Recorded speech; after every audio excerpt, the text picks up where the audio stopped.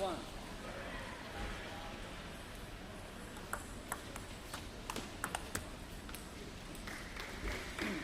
2, 1.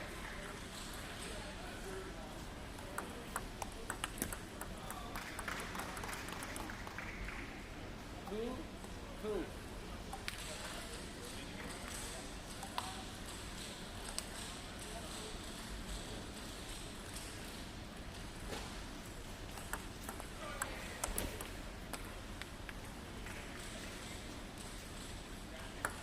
2, 3.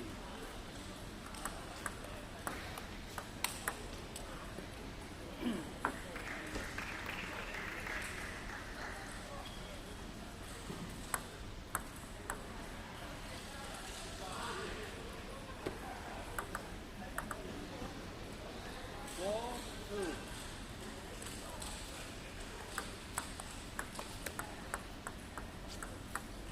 4, 3.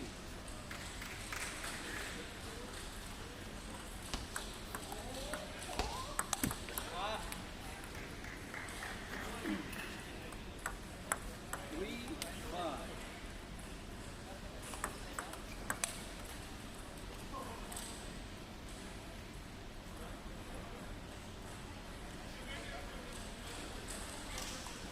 3, 6.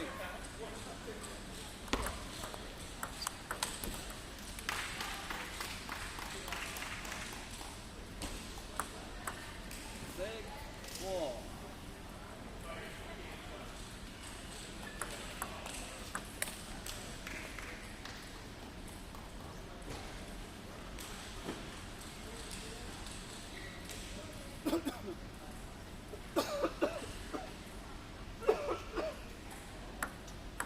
6, 5.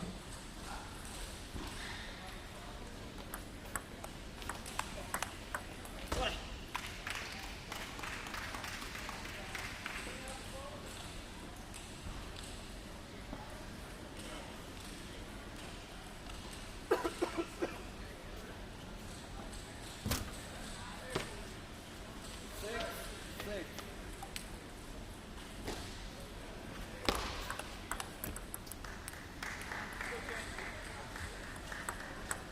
6, 7.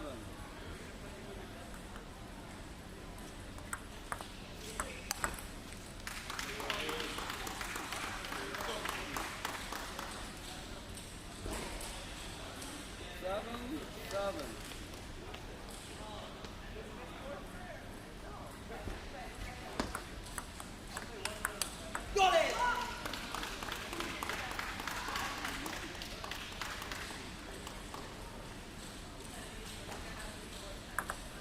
7, 8.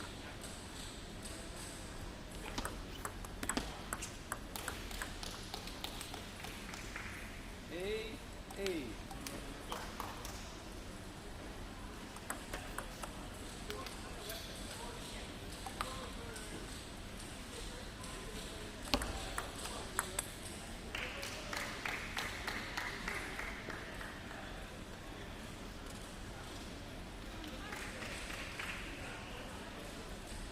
8, 9.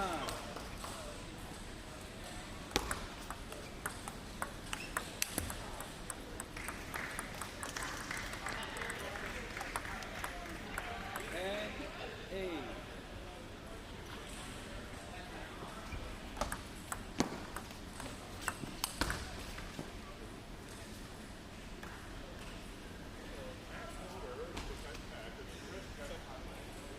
10, 9.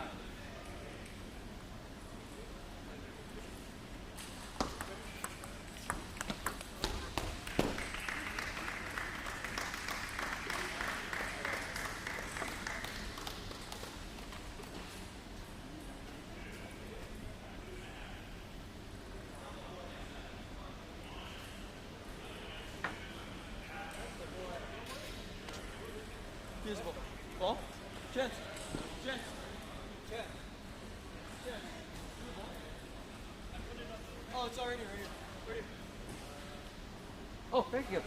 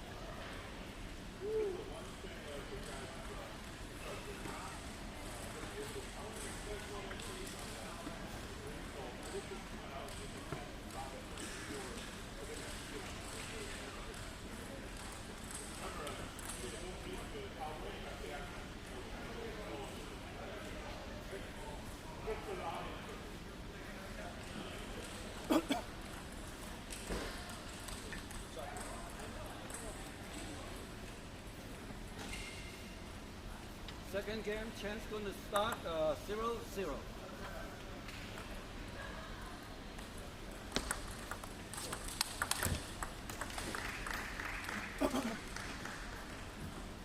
One, zero.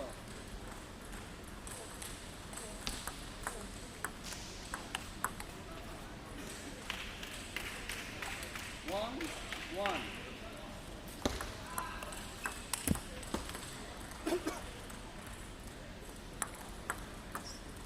One,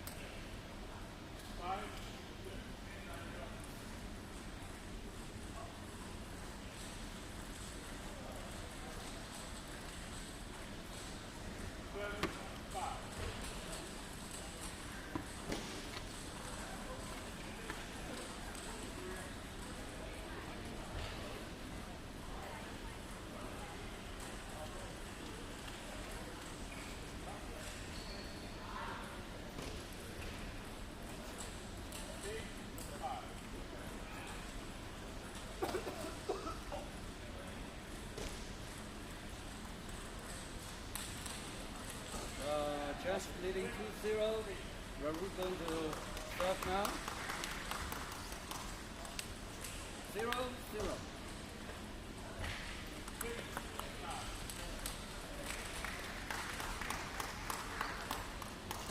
1-0.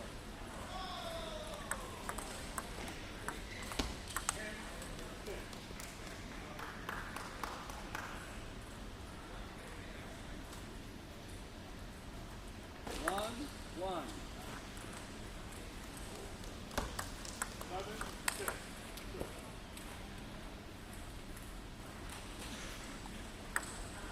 2-1.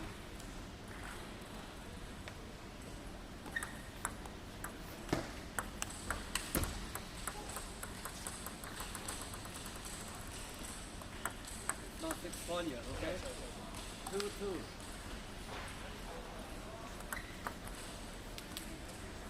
3-2.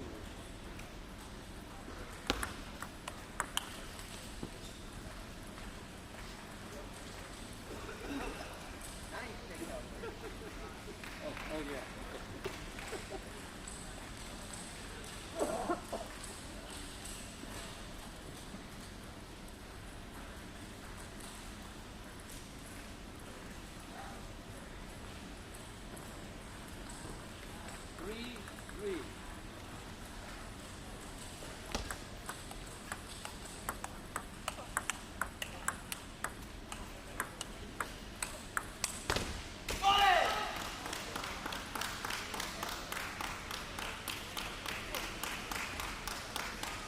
3-4.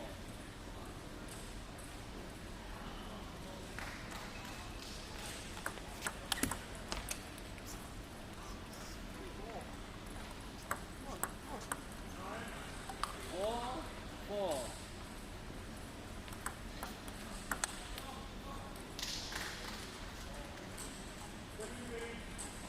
4-5.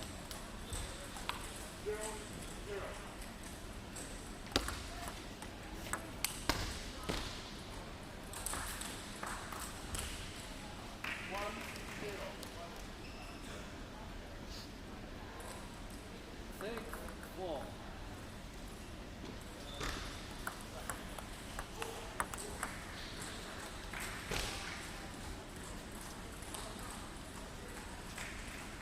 6-5.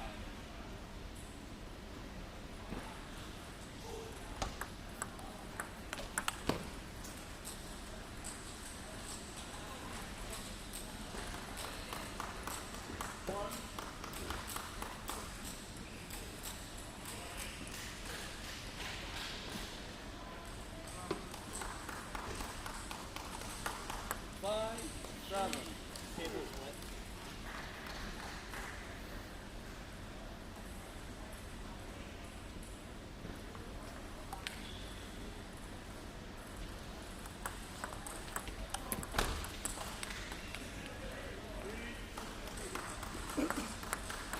5-8.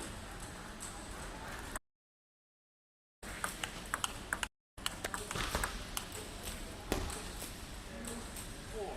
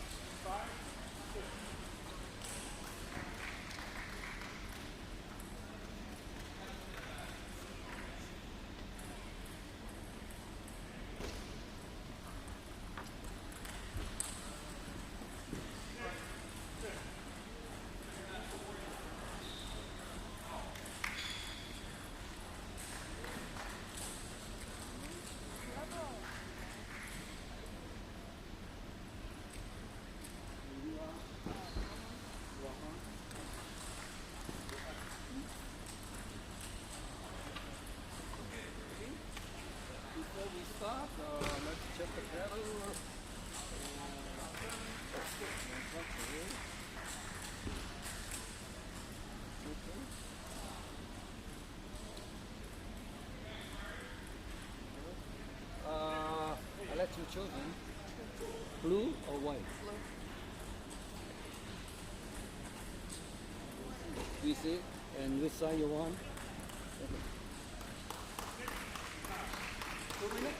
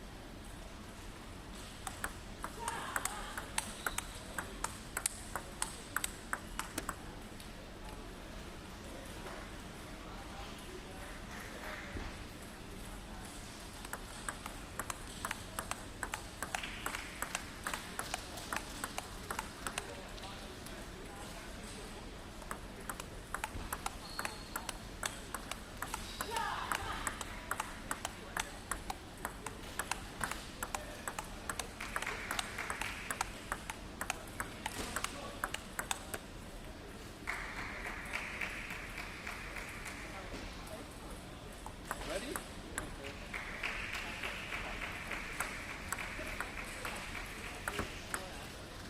Okay, first game start 0-0, you serve.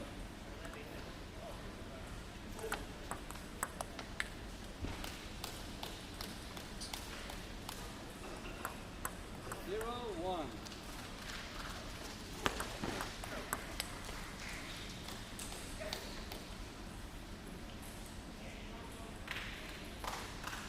Two, zero. Third game. Third serve. All right. 0.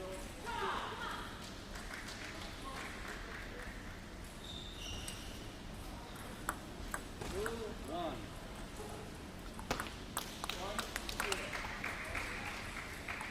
1, 3.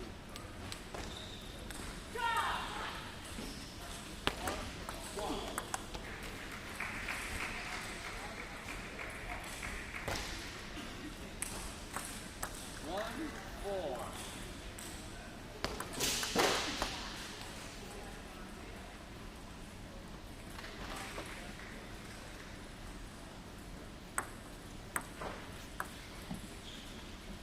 1, 3.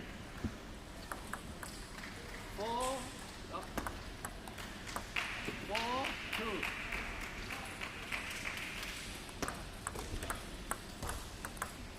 5, 2. 1, 4.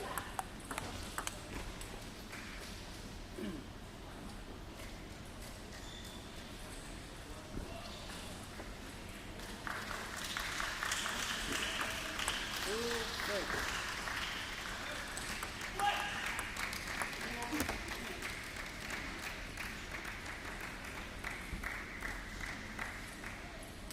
3, 6.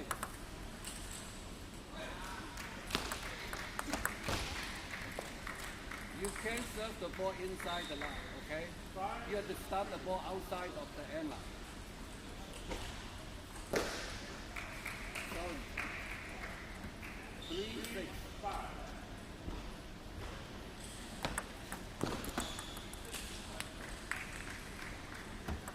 6, 4.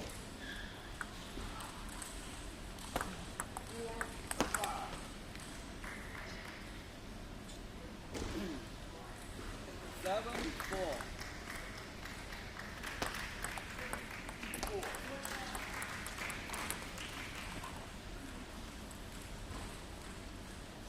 5,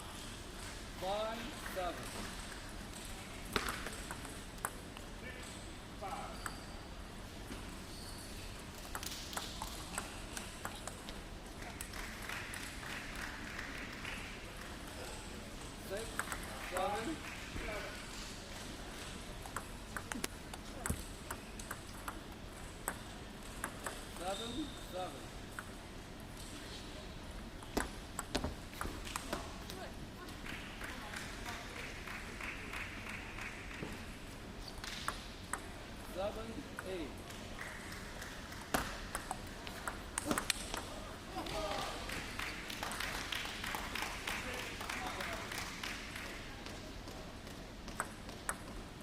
Nine, 7.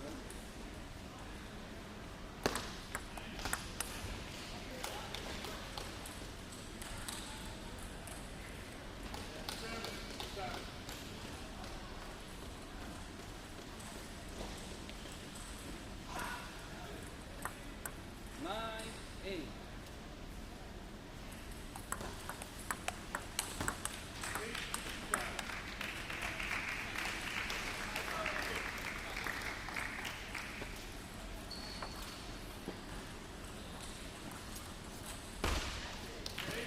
9, 9.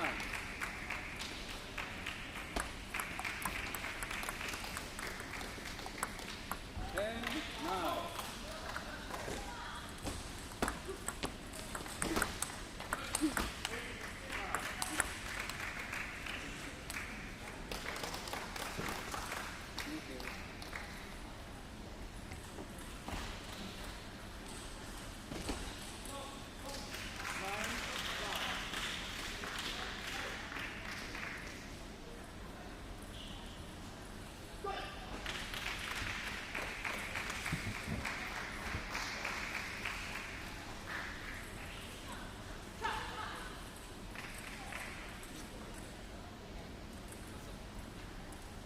'Cause you're holding it up anyway. I can see it.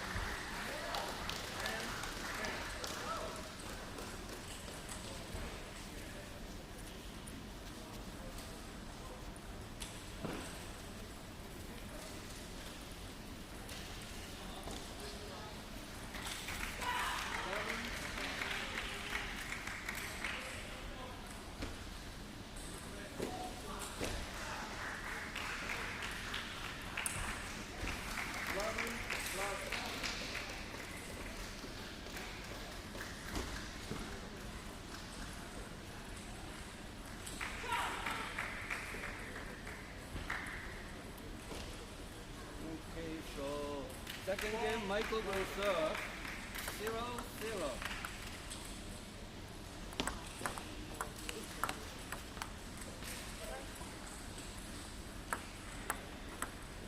0-1.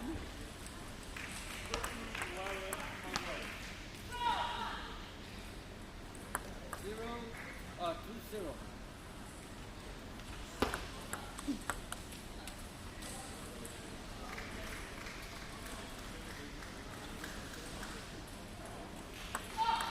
2-1.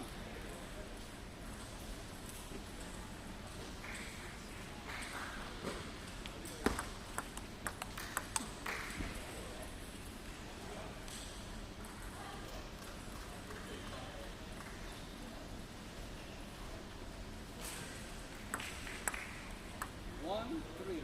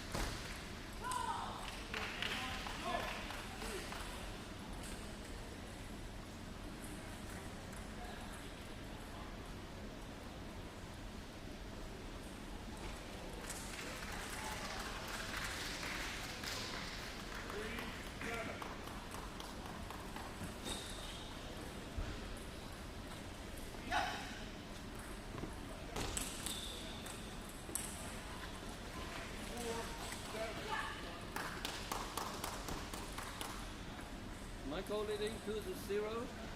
It's the third game, 0-0.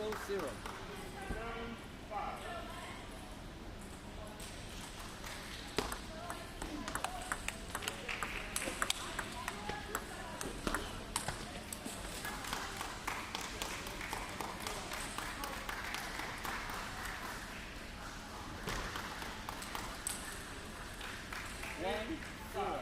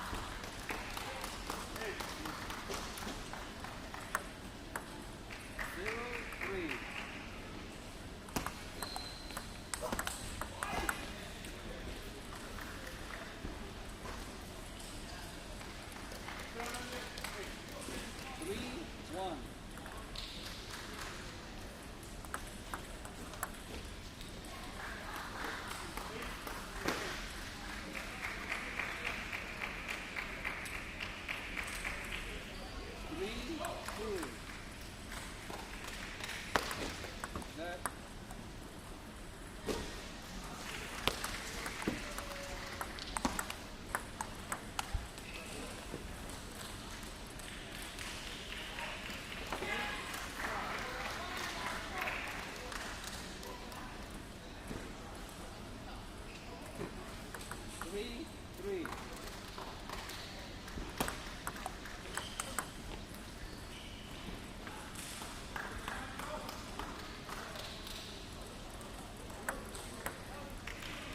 4-3.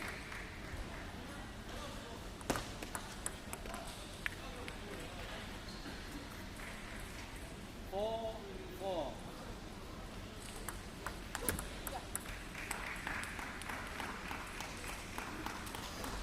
5-4.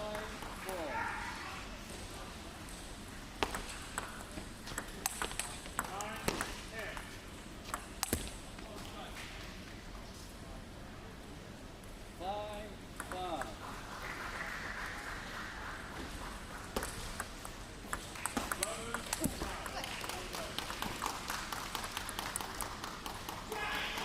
5-6.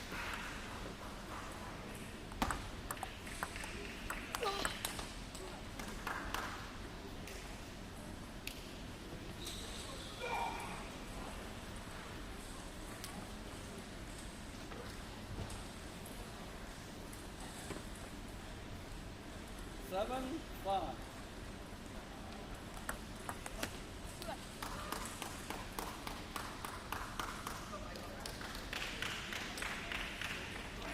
8-5.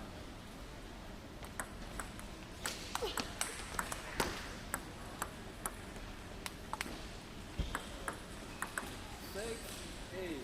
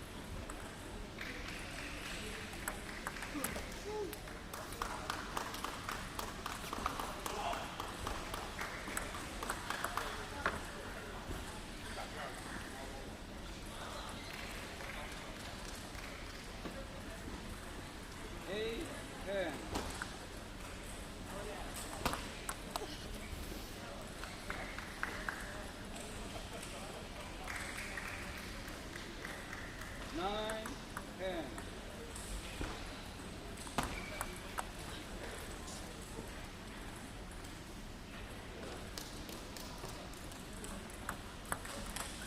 Ten, 10.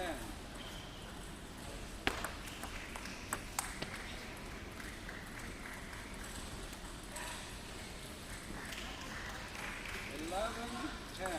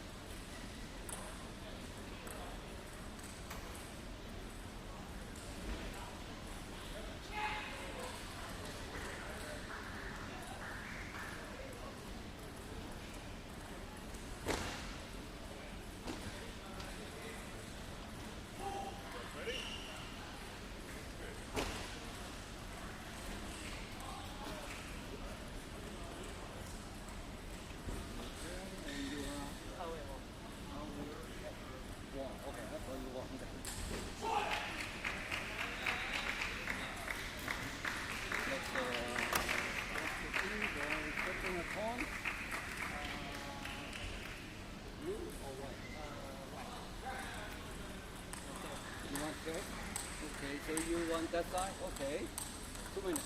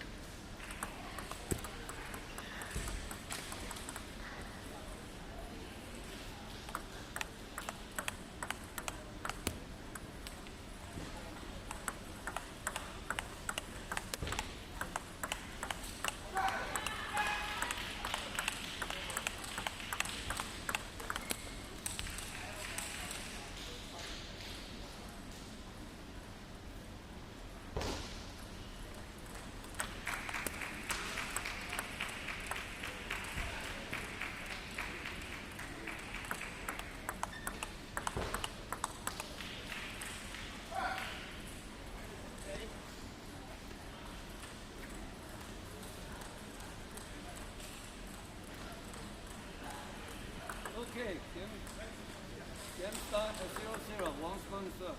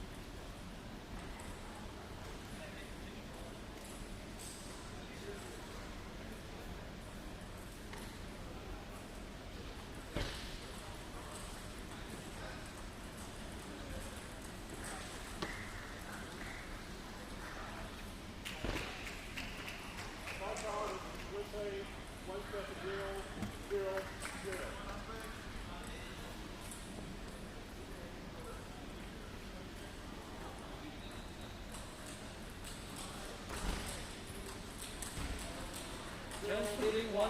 Second game, chance going to serve. 0-0.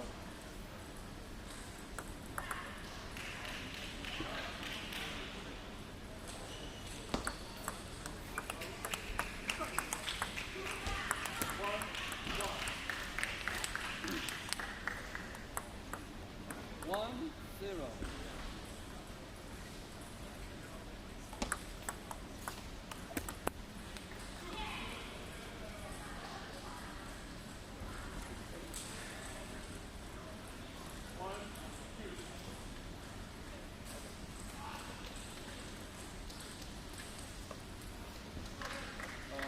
One, yeah. One. One,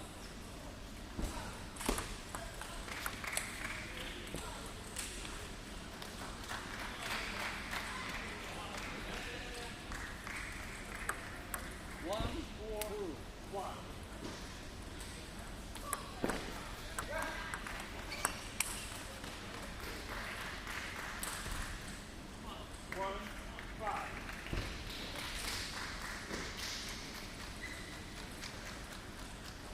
Three, one.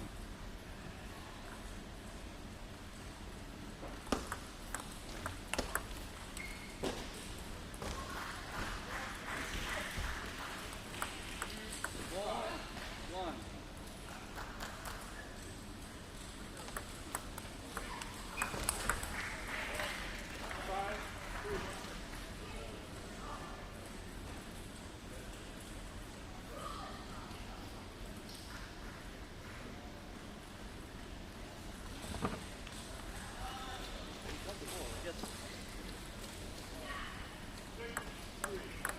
Two, four.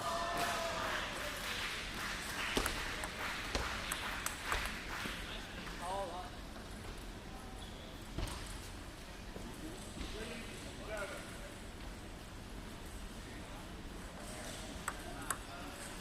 Three, four.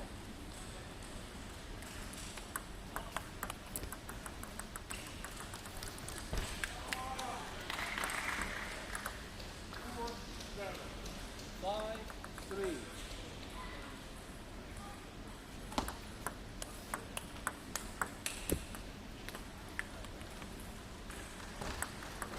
Five, four.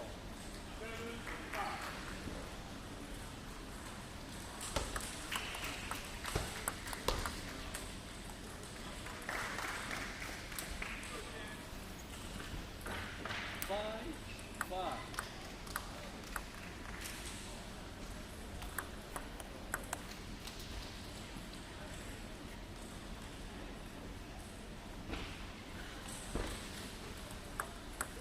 Five, six.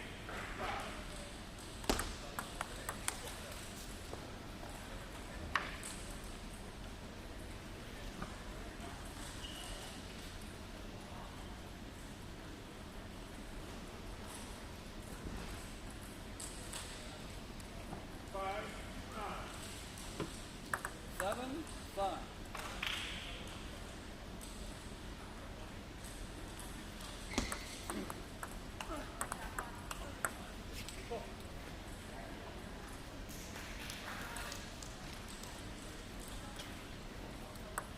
Eight, five.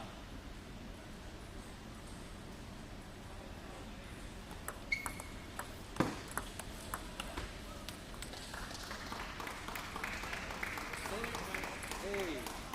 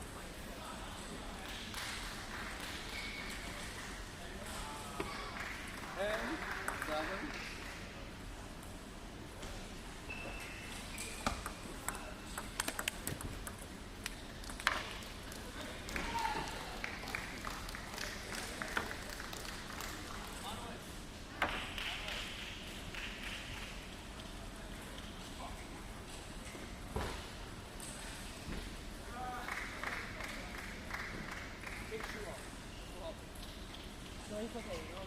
It's okay.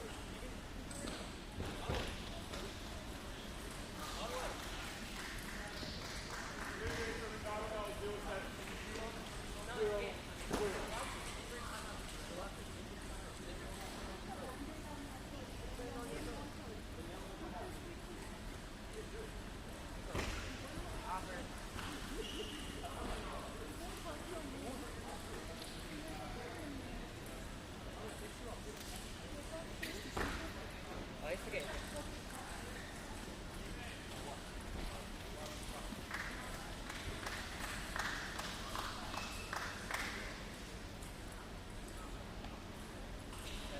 Third game, Wong's gonna serve 0-0.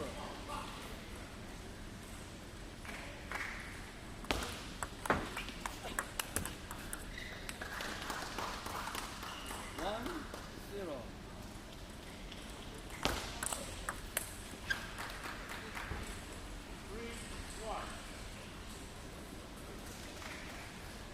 One, one.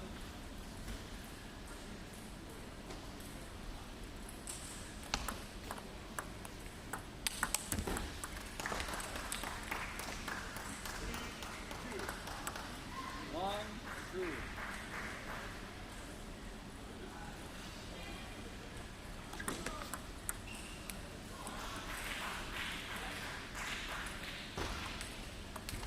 Three, one.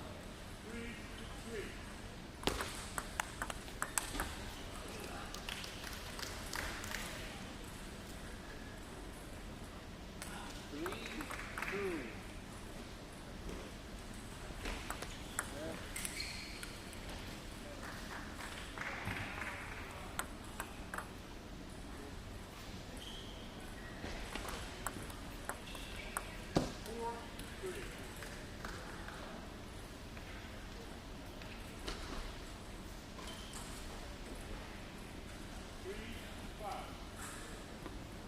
Two, four.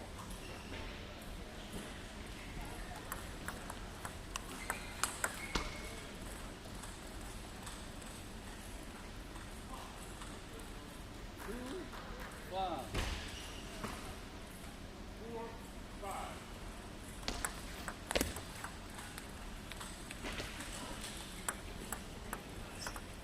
Five, three.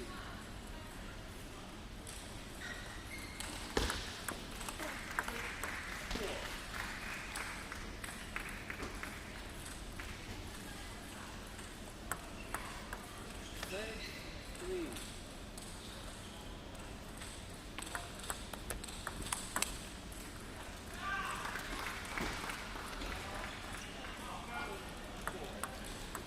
Three, seven.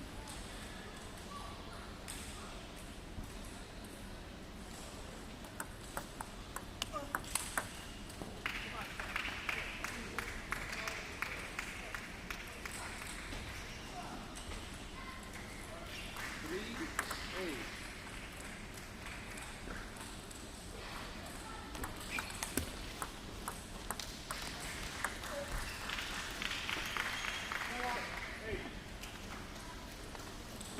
Eight, four.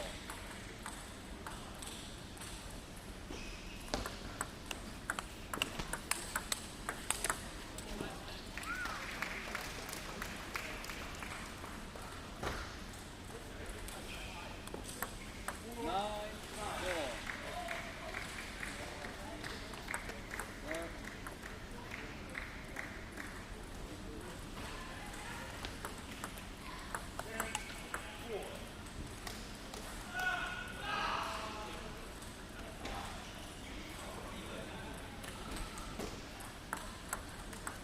Five, nine.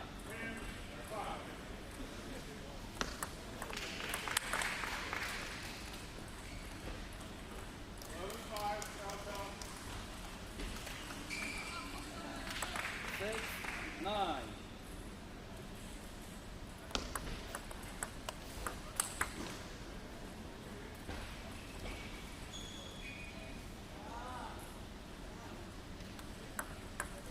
Ten, six.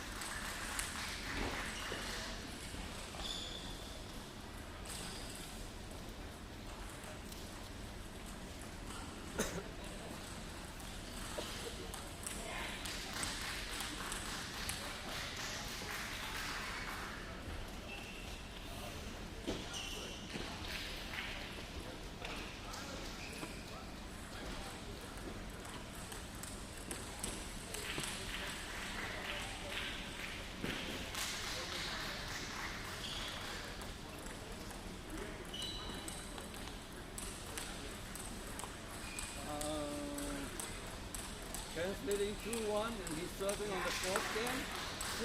0-0.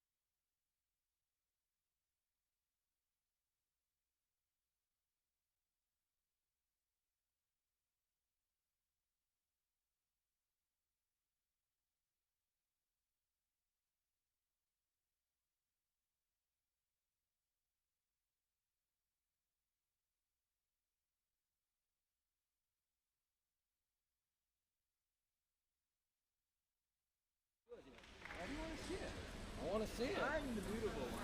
Oh no! That's Thor. That's not me. That's Thor. Oh, I know Thor. no, I Everybody don't. knows Thor. I know. I don't know if he used it. I don't think he is. I'm not gonna say anything, but it Yeah. smells funny. But, He hits the ball harder than it should. No, the hip side that he used, he used rubber cement. He admitted. Yeah, but he doesn't re-glue that ever. The other Yeah. side, I don't know. I don't know how. I've never seen it pass. You know what? Everybody said he's bad guy, but somehow he came to Shamrock, and me and my son calmed him down, and now whatever I say, it's okay. No, he's not. He's a very nice guy, but it's not. I've never seen a guy that pass that. He's tempest. Oh, yeah. He's tempest there. I've seen him do that. I never see that, but Minnesota people want it.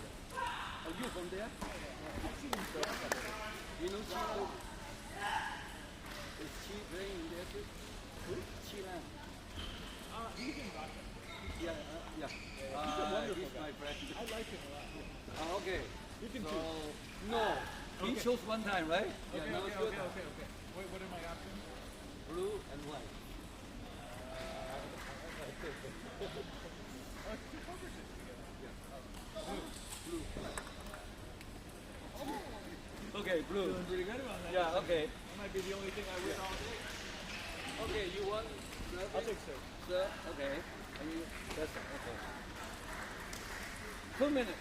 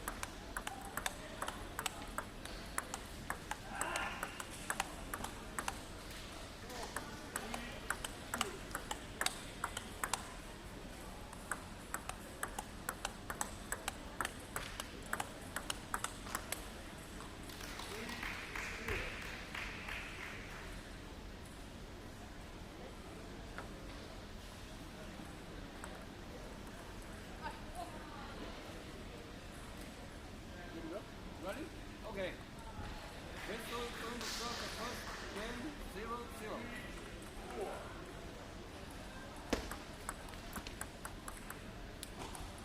1-0.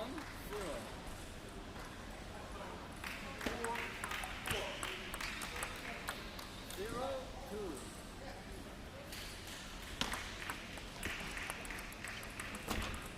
1-2. Oh, something.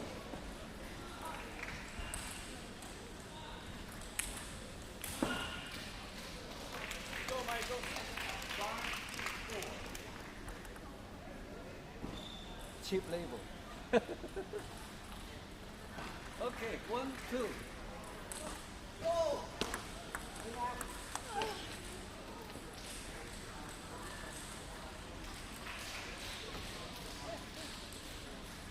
Three, one. 4-7.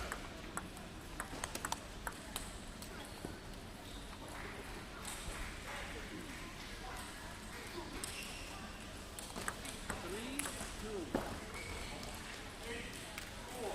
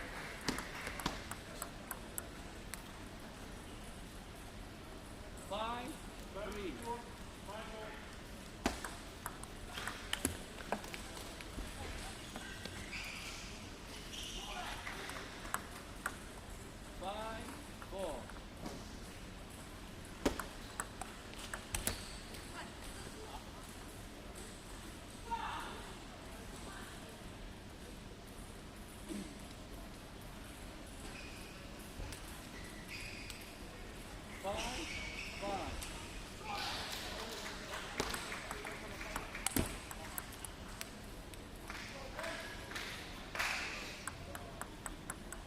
Five, 6.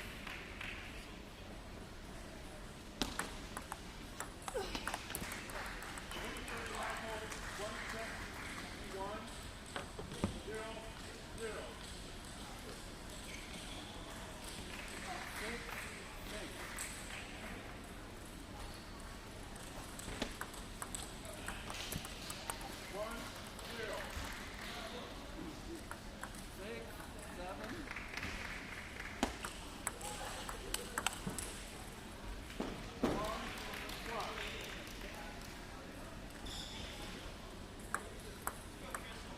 7, 7.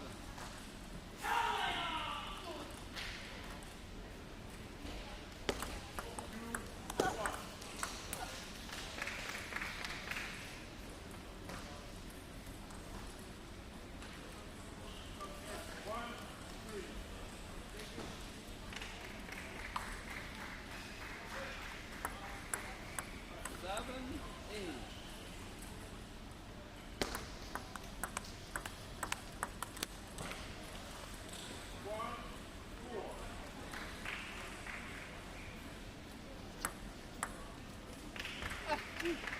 8, 8.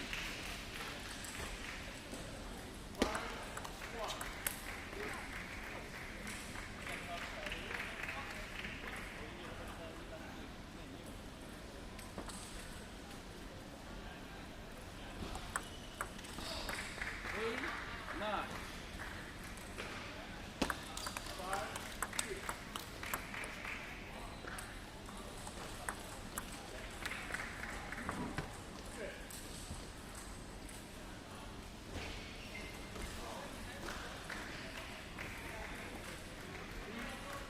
9, 9.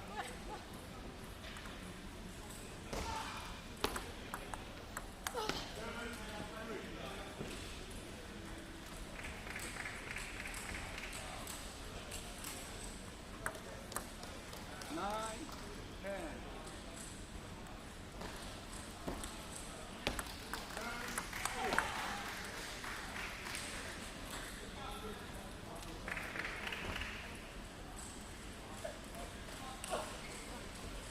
10, 10.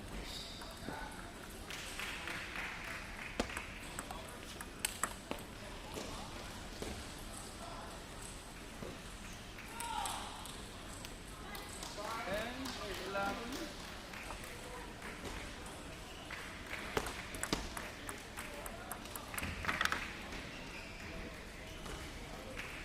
哦，有这个。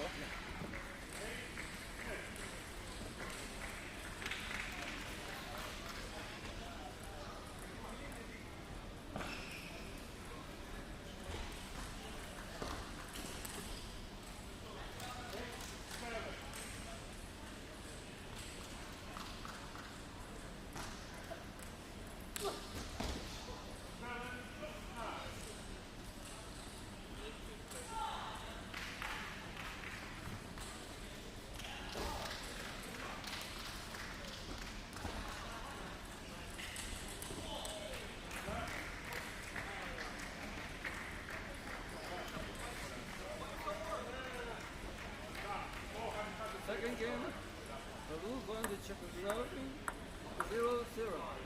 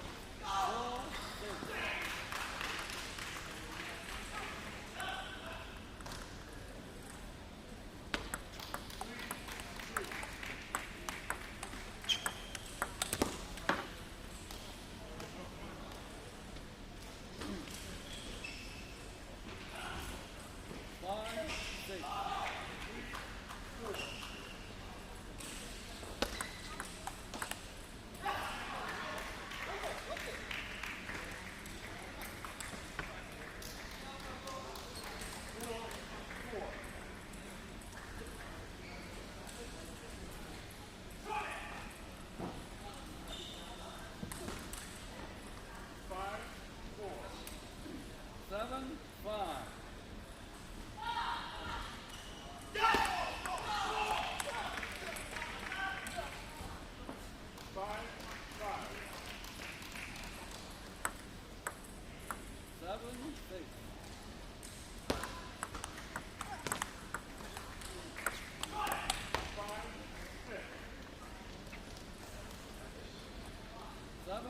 Seven.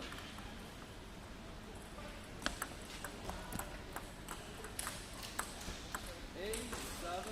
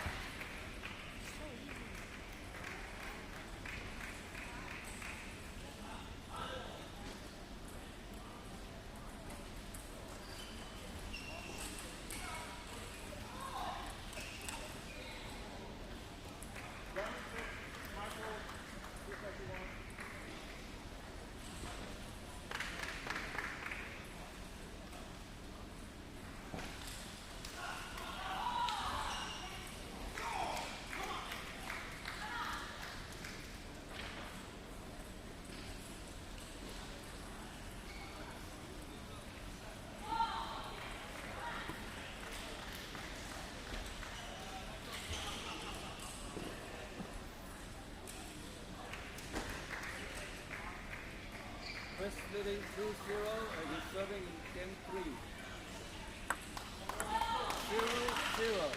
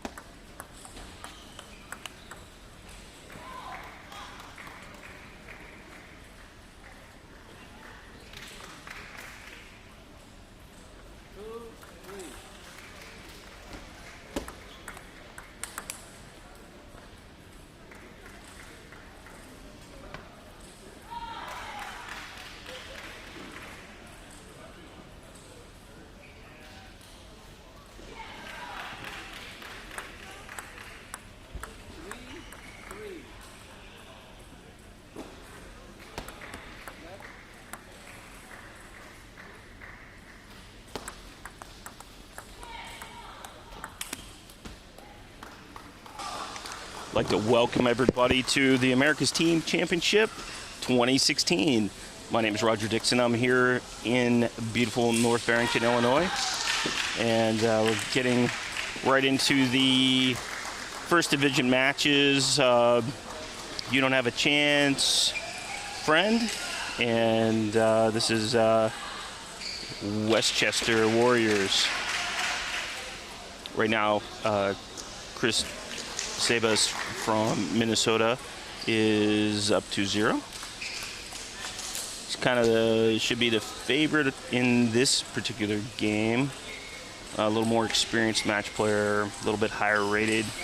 And Rohan is a young and up-and-coming young guy from the Westchester program in New York. And if you haven't had a chance to see any of their live stream or go to any of their events, the Westchester guys do a really nice job, and it has a really nice venue. They've hosted several national and international level matches there. So real quick rundown from today. What we're going to be doing is this. You're going to be seeing the top matches from the division. Division 1 matches here on Court 1. And hopefully it all works out right now. Everything's lined up so that our top 2 seeded teams will be playing for the championship. There have been no real upsets within the top 3. Those matches actually will be starting in our next session at 11:30. Okay. The sponsors of this event this year picked up a couple new people. Exclaim insurance claims guys. If you don't know Ed Hogshead, who's been doing table tennis events all around, this is his company. Lat Long, which is a information services group. They have created a really neat app for your phone that'll let you check in for your matches, record scores in the near future. So everything's really live streamed and really up and quick to the matches.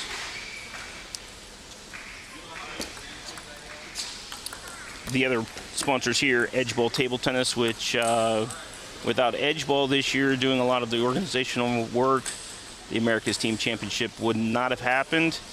And also with Butterfly and Robopong Table Tennis.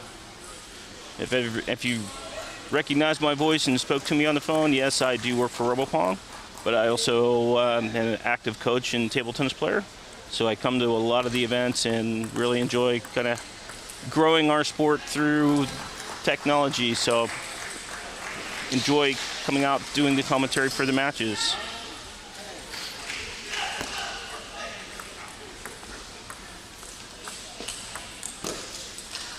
Chris wins it with a really nice forehand.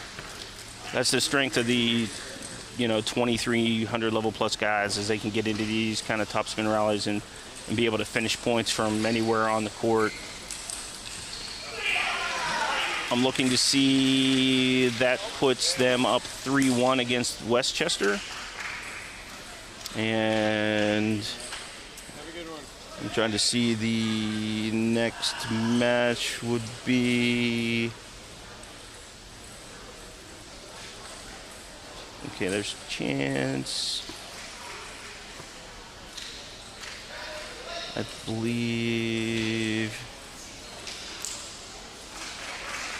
Michael Tran and Hanwei Wang from Westchester. So this should be interesting. Michael is one of the stronger players in the junior.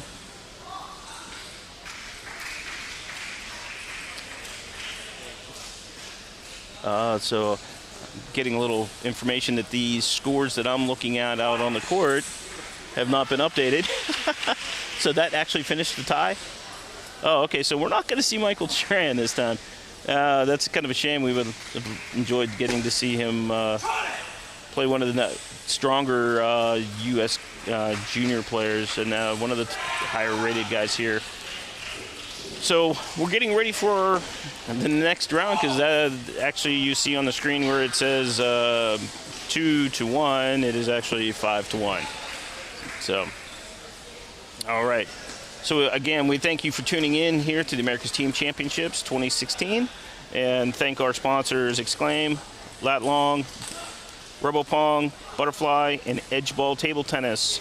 Edgeball is here in Chicago, and if you need Butterfly equipment, contact Engelbert for your table tennis needs.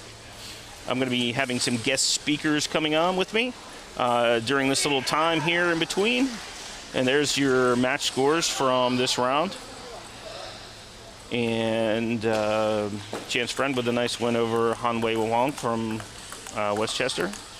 Out on the court, we see former U.S. para team member Mitch Seidenfeld. And he is kind of taken a little bit of a hiatus from competition.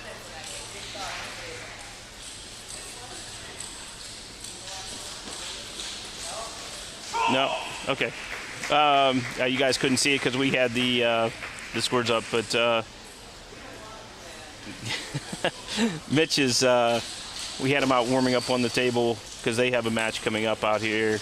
It's kind of tough because with all of the team ties, the tables are full, so getting a chance to get fully prepared for your matches is a little tough, especially if you're that guy sitting out for a team tie, because as soon as one tie ends, you record your scores in, and bam, we're right back to action. So right now we're going to take a little break here from the championships, and we're going to leave this score up on the screen for you. Coming up next at 11:30, we'll have You Don't Have a Chance Friend versus Lindenwood University. Multiple-time, highly ranked and high-finishing team at the college national championships. The You Don't Have a Chance Friend team is really some young guys who are really trying to battle their way into, you know, the upper level of the table tennis here in the U.S. And on the other side, what we're not going to get to see is the NJTTC team of Bo Chai Lee, Zi Yang Chen, Yu Tiang Wang, and Henry Zong and Ray Huang. They're going to be playing on tables 2.5 and 3, and they are our top seeds. So thanks everybody for tuning in. We'll get back to the action shortly, and welcome to the 2016 American Team Championships.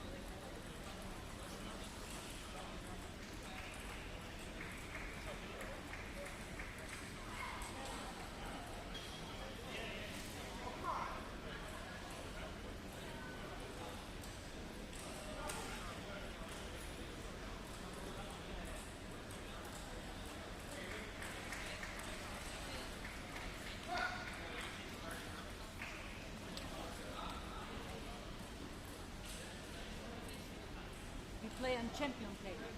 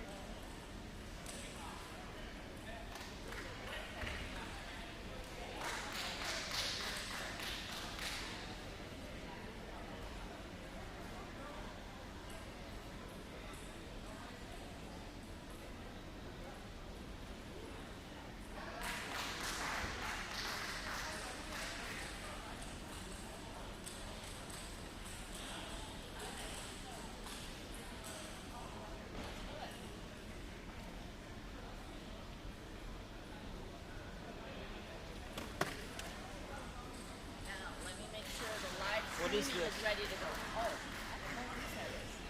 Oh, that was Edgeball was here. I can give it to her. I'm assuming it was her. She was here too. Good morning. There's a couple of volunteers who could use some help with the streaming. We need scorekeepers on the streaming. So if you report to Ed over by table 1, we can use some volunteers to run the computer and the scoring for the streaming matches. We need 2 of them, please.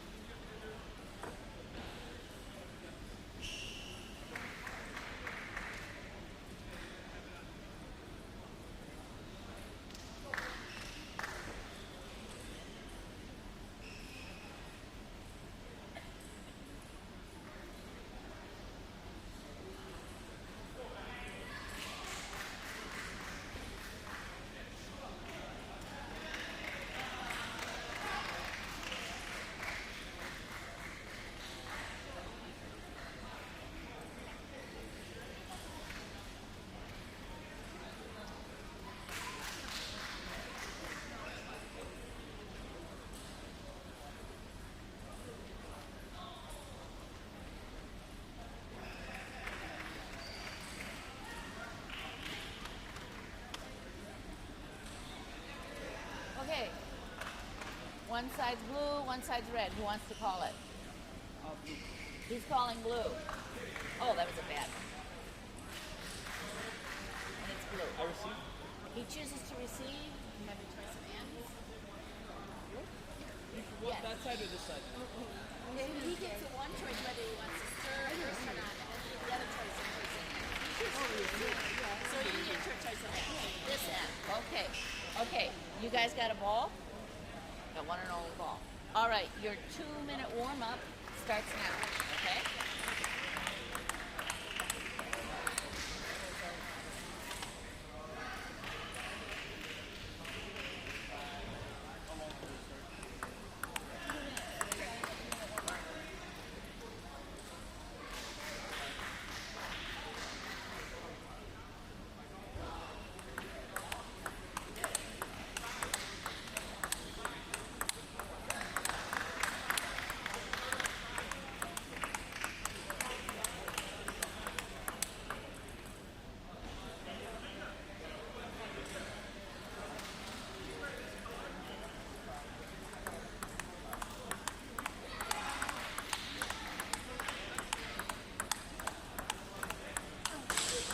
Well, welcome back to our table tennis fans on the internet here.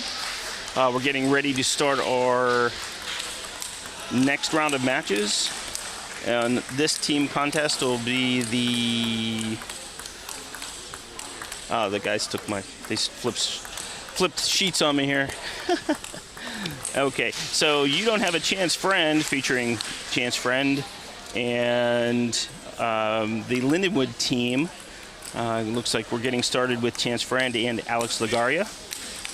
And they're getting ready to do they're in their 2-minute warm-ups. Starting on 1. Okay, Linda Leaf is the umpire, and we're getting started here. And to serve is Alex Lagaria.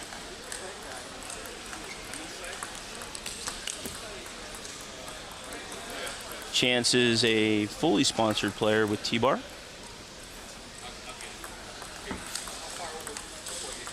Exercising some really nice short game control with the drop. Chance is up 2-0. Name.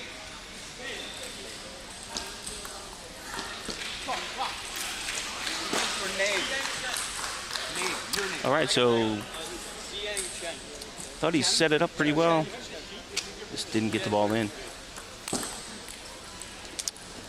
Quick on the attack. Chance goes up 3-1.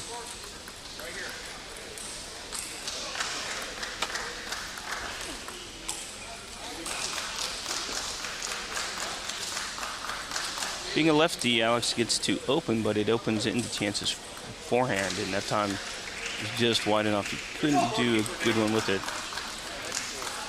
all tied up at 3 with a good serve return from Alex. Alex is a university student at Lindenwood University and one of the scholarship guys there.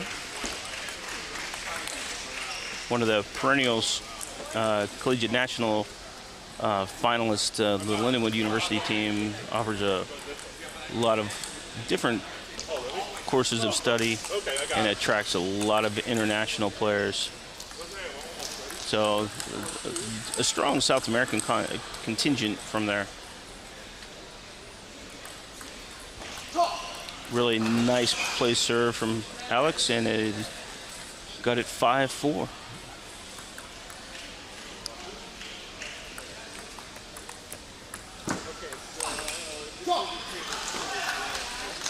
Chance had to deal with a net ball and gave Alex the stronger attack opportunity, so 5-5.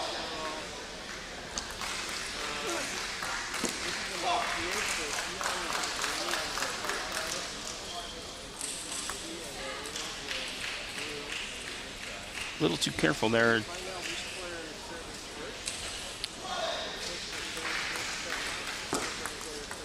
Oh, nice little kind of rolled return. Made Chance move, but it actually moved him into a better position. So 6-all. Alex to serve.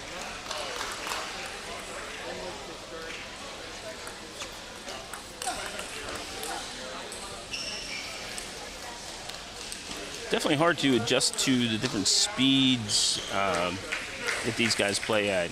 I mean, Chance can go from a really heavy spin ball to just a fast drive, and he's really creative with his positionings. So, you know, he moved Alex around the table that time and was able to get the 8-6 lead here in the first game. Nice drop. It's a hard step for a lefty to get around that back corner, but it was a smart idea. A little overly aggressive. Serving at 6-10. I really wanted to do something special. Just kind of lost the ball there. So Chance gets the first game, which is usually a nice thing to have. 11-6. I'd like to thank our sponsors this year, Exclaim Medical Claims Resolutions, Lat Long Technical Services, who's provided some really cool app programs for the event. All of the team captains were able to load their program on the phone and check their teams in via the website.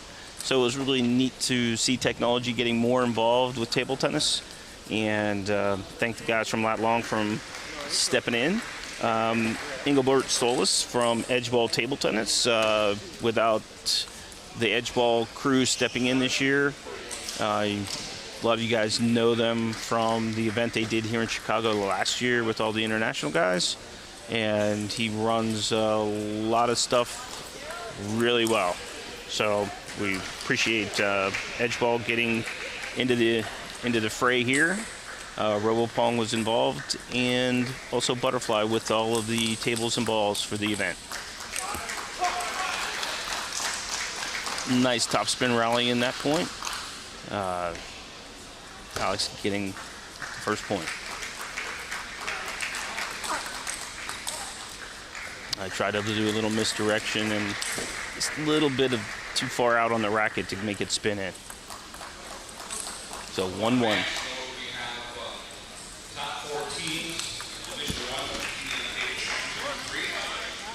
It's a nice serve. It lets the guy open, but it doesn't let him really make it too complicated. You got to be ready. Ball in the court, a let was called. So no point. Another ball in the court. 1-2.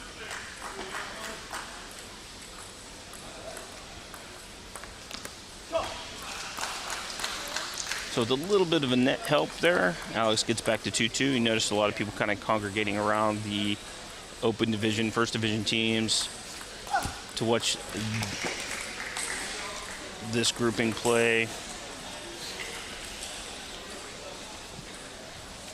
Some of the best shot making of the day we've been seeing today. Guys are kind of adjusted to the conditions here, which are really bright lights, really good floor, a little hazy, hot, and humid, but everybody's dealing with it. Lots of extra beverage sales going on. Hydration critical when it's like this.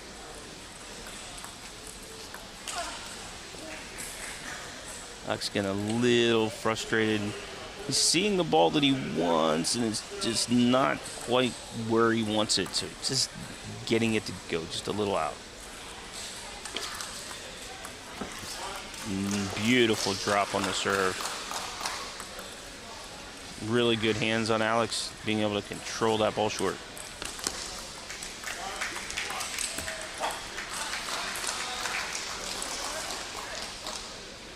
You'll notice players wipe their rackets down a lot when the room gets humid, kind of how it is here.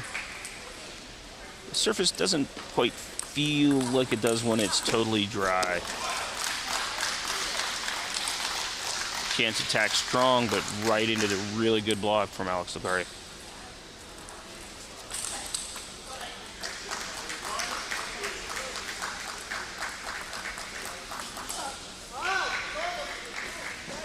I don't have this as a fact, but I believe that Chance may be one of the few guys in the U.S. who has multiple state titles to his name, as he's been in New Hampshire, Texas, and now relocated to Minnesota.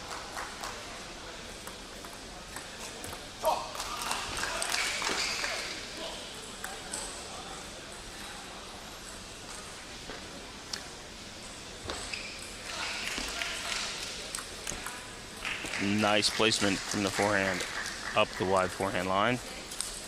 Alex serving 6-8.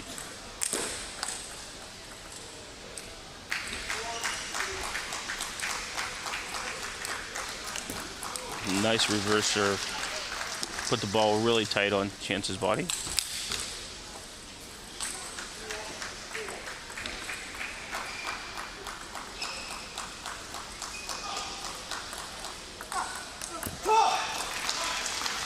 So by using reverse serve, it's getting a chance to have to open soft, and Alex is able to take advantage of the next ball. So from 6-8 to 8-all, Chance on serve.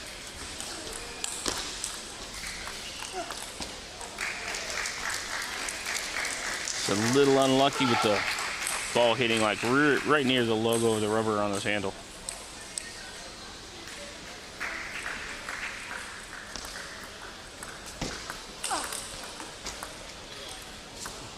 Nice racket skills there. Brought the ball up from around the outside edge of the table and then finished the shot. So Chance has a chance with the chance to go up 2-0 with Alex serving 8-10. And again, at the end of the game, Alex tries to load something up and he misses the serve. So here we go, Chance up 2-0 on Alex Lagari from Lindenwood University. Shout out to all those guys who are probably watching the live stream there in the St. Louis area. I'd like to shout out to all those guys. Hope they're having a little bit of a break here from the college life. Getting ready to start back up. Always have a really good college program. The guys here pretty well represented. Got University of Wisconsin and Milwaukee here in attendance with teams. With 6 different divisions, you're only seeing part of it here. There's lots of play the whole way around this really big tennis complex. Well, actually, it's a whole athletic complex because there's basketball courts and other things, but we'd like to thank the guys from the South Barrington Tennis Center from letting us get in here and show them what the Olympic sport of table tennis is all about. And here we go, getting started with game 3.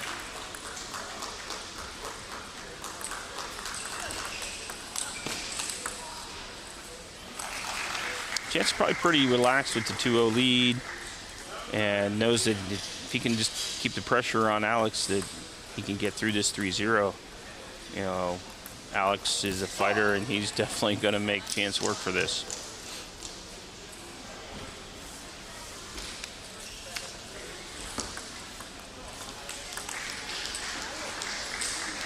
Nice thing with Chance is he can make that ball jump out wide with his forehand. So Alex gets caught reaching for that a little bit. And the spin takes it off.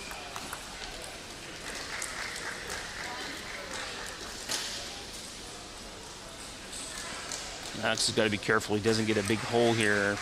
He has to still play within his game, but critical time, don't get down too far.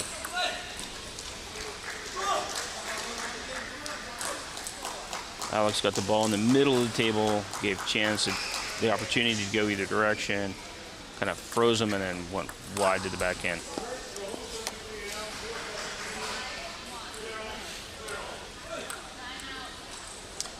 So at 5-1, the Lindenwood guys, Philippe Morita calls a timeout for Alex. Try to calm him down and get him to refocus.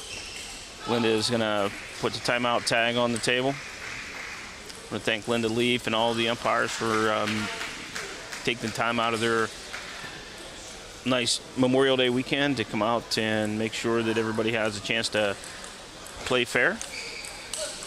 And unfortunately, I can't swing the camera over, but some pretty good, exciting points going on the adjacent court 2.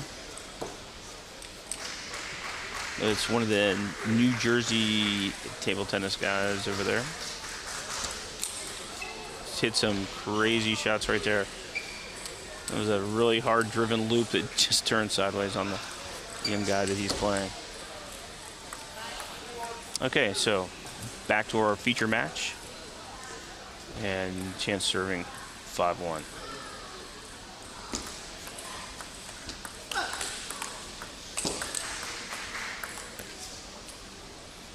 No help from the net. 6-1, Chance has a chance to really put a lot of pressure on Alex. Nice. Good tempo change. What he did is just shortened that ball up a little bit, and sometimes it's not the power, it's the placement. Again, right into the middle of the elbow. Alex figuring some little things out.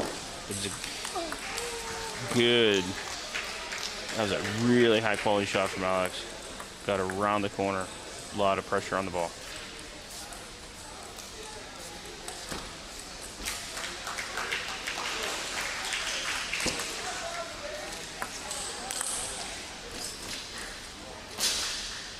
Good misdirection again. Kind of got Alex to commit on that high ball and then kind of went the other way. It's from being down 5-1 to now 4-7. Alex is definitely not giving up the match here.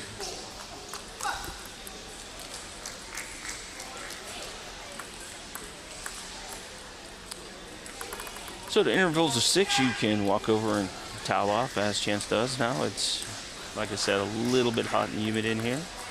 He's got a nice sweat going.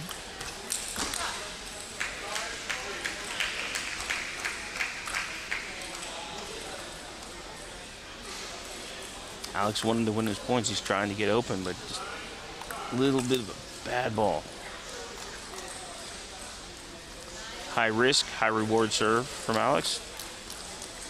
Keep him within 4. So, Chance serving 9-5.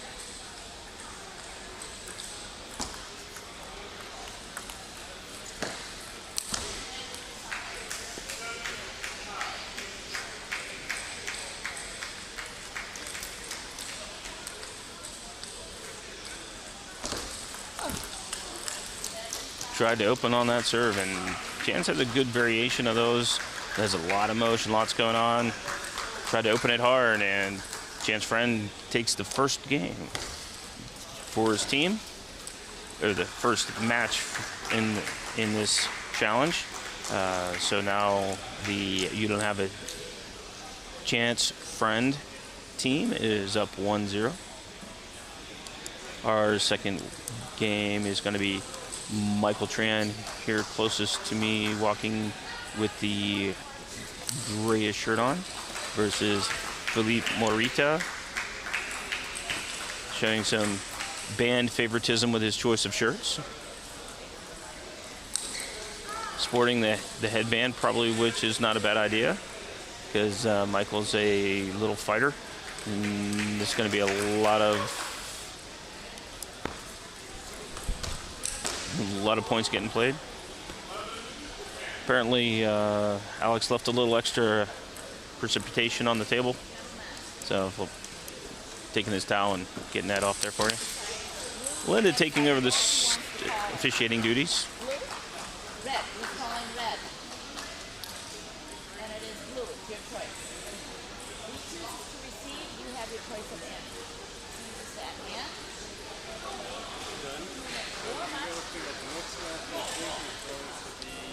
So the official part of choosing who's going to serve and receive and which ends of the table has been completed, with Michael Tran actually won the flip, and then decided that he wanted to receive, and then Philippe said, well, I'm not moving.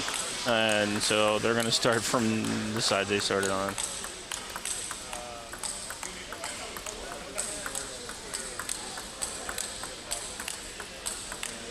This is how pros really warm up. One guy takes, the block, the other guy takes the loop. You get adjusted really to, just the current playing conditions, because you may have played this morning and warmed up, and everything is going to change. It's not the butterfly tables, it's not the butterfly ball, it's not your equipment. It's just between the air temperature changes and some other things. You just want to make sure that everything's kind of clicking, and you get used to the surroundings around the court. I have a feeling these guys aren't going to waste or use the full 2 minutes of warm-up time. Having seen Philippe play a lot and watching Michael develop as from a young guy who walked into a collegiate championship one day while we had our RoboPong booth set up there. He came over and he would not leave me and the machine alone. He actually hit with the robot for probably about 4 hours that day, and his dad decided at that point to actually buy a really nice table and get the robot, and pretty much Michael's table tennis career launched at that point. Currently one of the strongest young guys that we have here in the U.S. Does have a full-time coach, young guy by the name of Chiwe, who I have yet to see here today. And Michael starts out strong with a little bit of luck too, putting that ball up the line and actually catching the edge.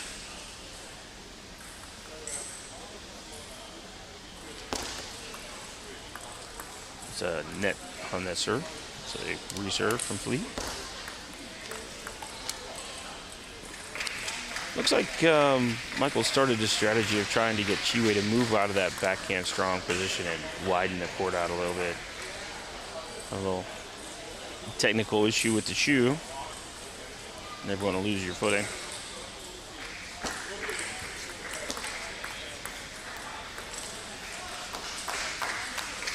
Good spin variation by Philippe.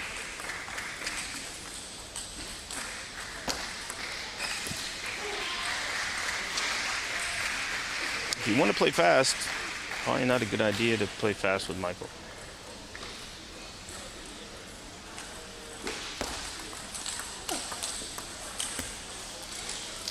Definitely used to the speed. Really want to do a lot of spin variation.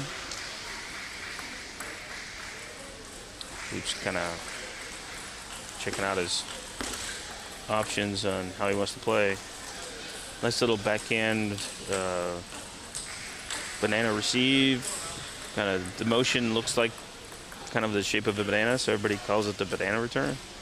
Put a lot of spin on the ball that Philippe had some trouble dealing with.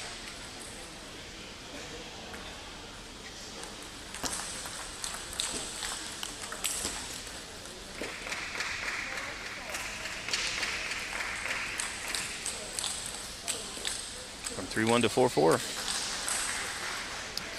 Looks like a nice strong match for us here in the team championships. Wow, there's a lot of spin variation.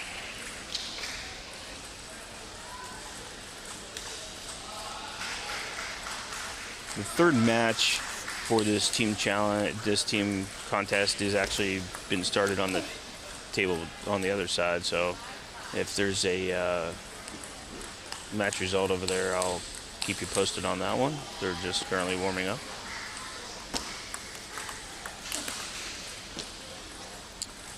A little net love there. Ball just gonna click the net and dropped out from underneath Michael as he was ready to go.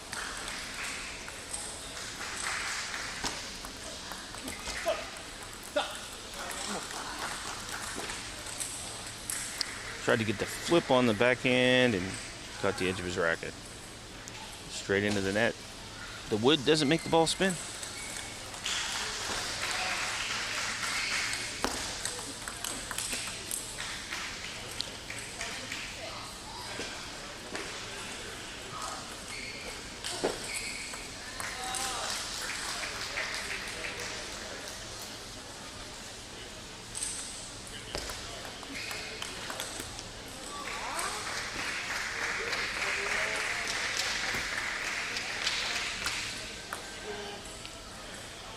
Michael feeling he's not getting much love from that net. Keeps playing it tight. Right.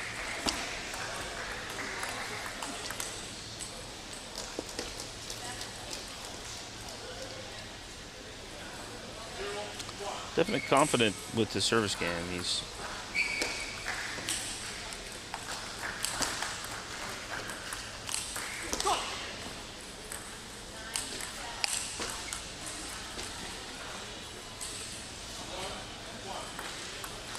getting a chance to attack, and Philippe's been able to respond accordingly. So up 9-7, Philippe to serve.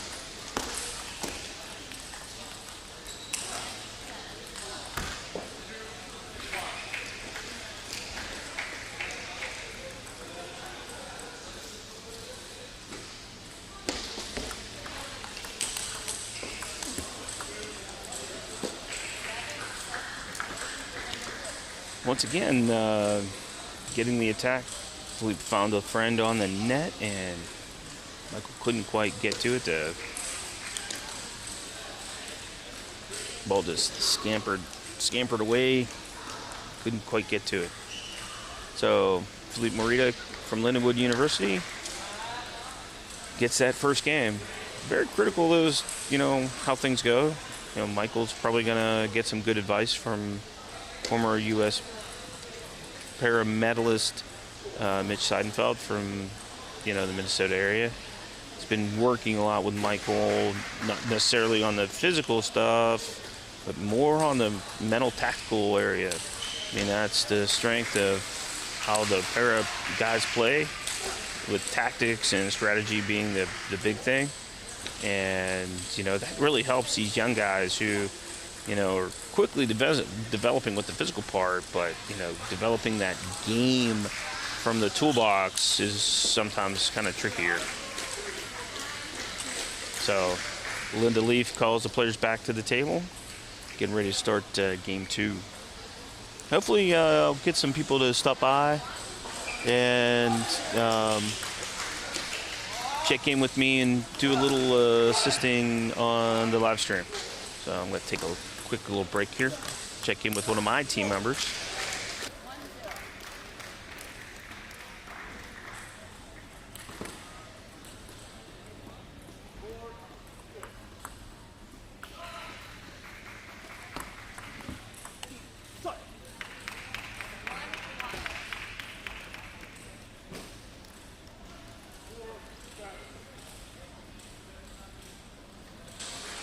So not only here doing the live stream, I do actually have a team competing in another division. My team members come over and said, we're ready to start. Can you give us a help with the draw sheet? So I'm sending him over there to let me take a look at that challenge, see how we're gonna line up our team. If you've never played a team event, it's really interesting. It's the first team to win 5 of the matches. So, you know, yesterday we were doing a lot of 9-gamers. So if you want to play and play a lot, next year put the America's Team Challenge on your calendar. It's always the Memorial Day weekend. Usually it's been here in the Midwest, whether it's Rockford, started in Rochester, Minnesota. It's moved its way towards the Chicagoland area. And we've been in Rockford for a few years, and now here in Barrington. And there's talk of moving to a bigger venue with even more tables, more players. And we hope to have a really high-level event with lots of play going on.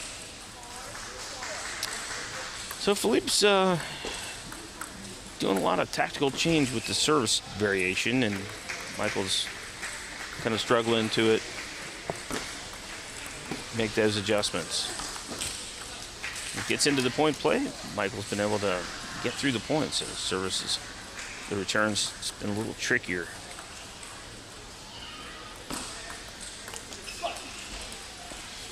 Nice backhand from Philippe. Carried a lot more topspin than Michael had anticipated. You have your racket 2 up and down, it'll jump off the table.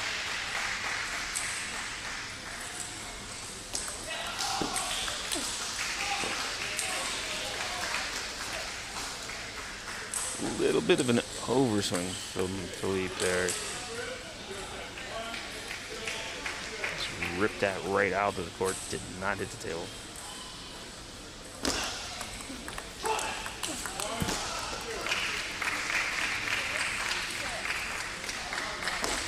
Michael tried to take advantage of the position change by taking the block and going wide to the forehand. Couldn't get that quick block to get on the table.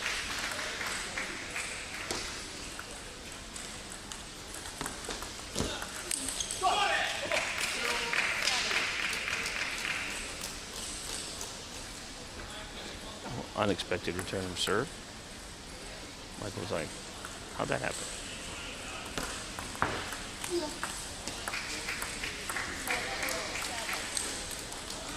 Real nice opening for Michael Tran. He blocked that straight into the net. So it's 7-all. Really critical points coming up in this game. Michael really kind of needs to get on the board with this game. You really want to be playing from a level field and down 2-0. And the first 3-game win, you could really put yourself in a bad spot.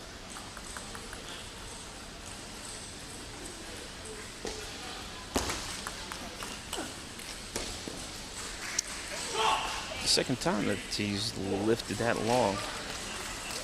So it's either he's not seeing the spin or he's just a little too fast, which he is fast.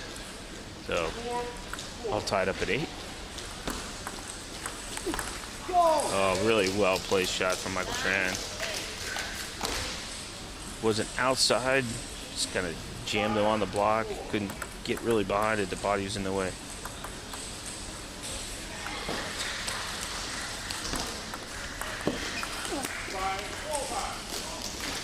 Little misfire on the opening. So Michael Tran has a chance to get this level at 1-1. Problem is now it's Philippe's serve. He's been kind of having some issues getting a good read on the serve.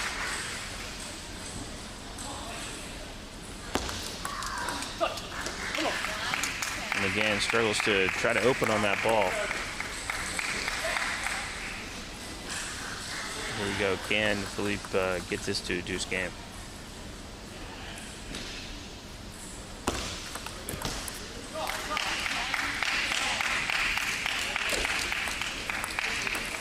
Nice deception. It kind of looked like it was going to be top spin. It ended up being a lot less spin. So, Tente.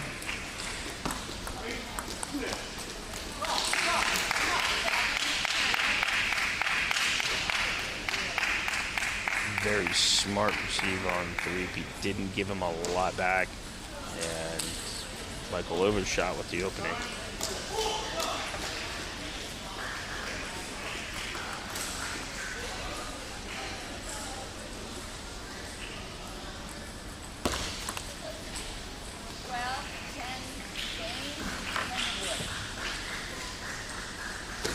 Highly upset because he knew he had a chance to get it back to 1-1 and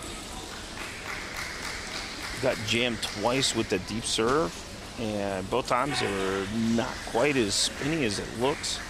And so Michael Tran has his work cut off for him. He's a pretty cool customer, and we'll see what happens. Can Philippe help out his team right here? Get them on the board?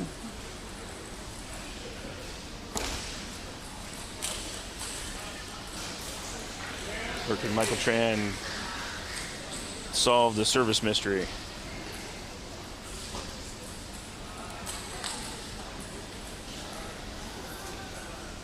So Chris Sabas is playing Gabriel Skolnick on our other court. And he has served up 1-0. He is serving 10-8.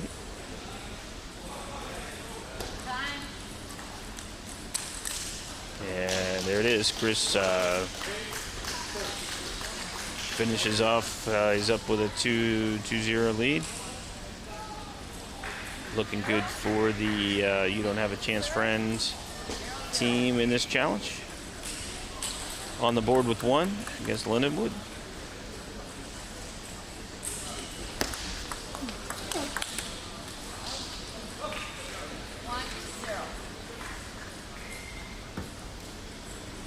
Philippe's going to put a little bit more pressure on his attacks.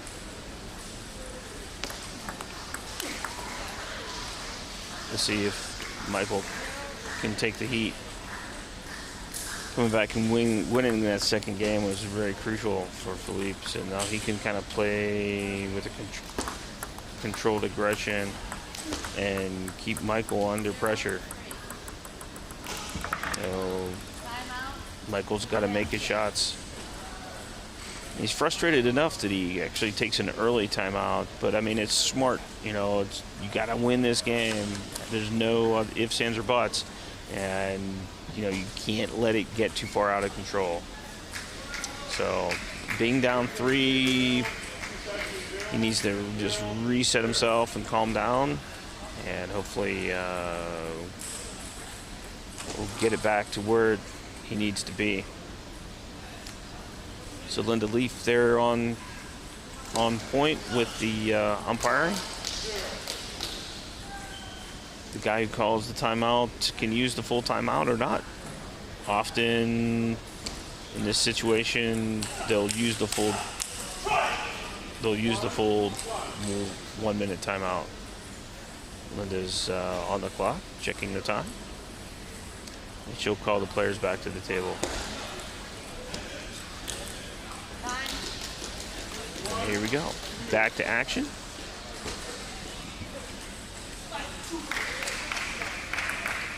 And they handed the ball back to Michael Tran.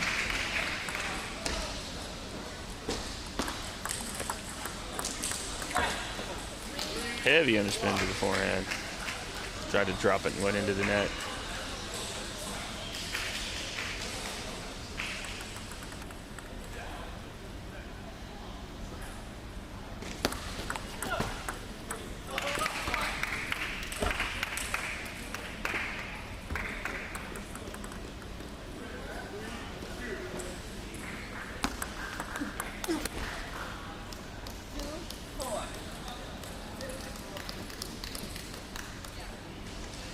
So I grabbed one of the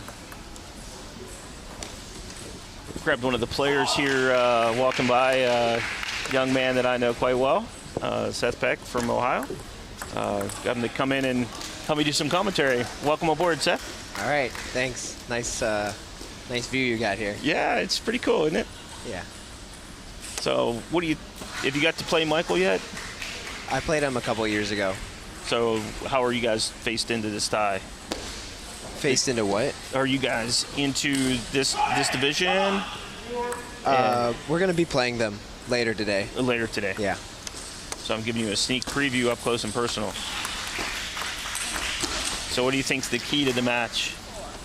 I haven't seen enough to Oh, give you any info. Oh, I thought you'd know, knowing both players. Yeah. I'd say for Michael Tran, just to keep Felipe's forehand out of play. Really? Yeah. That's his go-to. He tries to get forehand every ball. So he was giving him a lot of trouble with that service game. Is it me or does Michael just really instinctively know these angles? I mean, He trains him. Yeah, He trains him. Someone yells at him when he puts it in the middle. yeah. He's really fun to watch because he does a lot of things that a much more mature player does. Yeah. So how have you liked everything so far here at the 2016 Team Championships? It's been pretty good. It's been really hot though, but luckily I'm in good shape and I can handle it. But there's a lot of players who are Struggling? who are feeling it. So how many matches will you play here? Today, or are you saying like total? Over the event, yeah. Probably around like 24. Which is how compared to U.S. Nationals? How's that? I compare? usually play around 11 to 12. At Nationals. Yeah. So this is a really good preparation event for you to really make sure your physical's on point. Yeah, it gives me like a preview of kind of where I need to work in like The next few weeks. exactly, especially because you play like 15, 25 different players, and you get to see a lot of different styles. See that Michael's fought his way through his early part of this game struggles and has made some better decisions and got that 10-4. And like I said, Michael's not going to quit. He's going to keep fighting. Yeah. And he just had to find a few tactics to start winning some points. And now he's probably going to calm down a little bit and actually play much Yeah, better. it's settled down now, right? You get the first game, you think, okay. Yeah, because I think he was really upset when he had a lead. He was up 10-8 in the second game. And Philippe really served well to get it to 10-10. And then Michael kind of misserved a little bit. Philippe was able to take advantage and come back and get that game. So, Michael started out the third game, with a couple of, I wouldn't say easy ball misses, but he got rattled. 3-0, took the timeout. Yeah. Having Mitch in your corner, the guy from that much experience. He's so smart. He's so smart. He just really got Michael to kind of calm down and figure out a few little things. And once he gets rolling, he can steamroll you. Yeah, Michael's got a full game. I think his nerves, if he can just calm down, and then he can start using his tools that he has, and he has a lot. So were you surprised not to see Chiwei here? Michael's full-time coach. I mean, he's been here every year, right? Yeah. So Kind this of, year, yeah. Not here, yeah. Kind of, yeah. He should be here, right? I figured he'd be on the team. He's not rated much higher than Michael. Yeah. But definitely has a lot more skill sets. He has a lot more knowledge of what to do, when to do it. Strengthen your team. And he can just kill people. Oh, that forehand? His serve and boom. Nice. Nice flip there, though. Oh, yeah. Right on the table. He gets what he wants, but then he just can't quite get through it. I don't know if it's the strength of Philippe's shot, or he's just not quite getting the read on the spin. I'm not sure.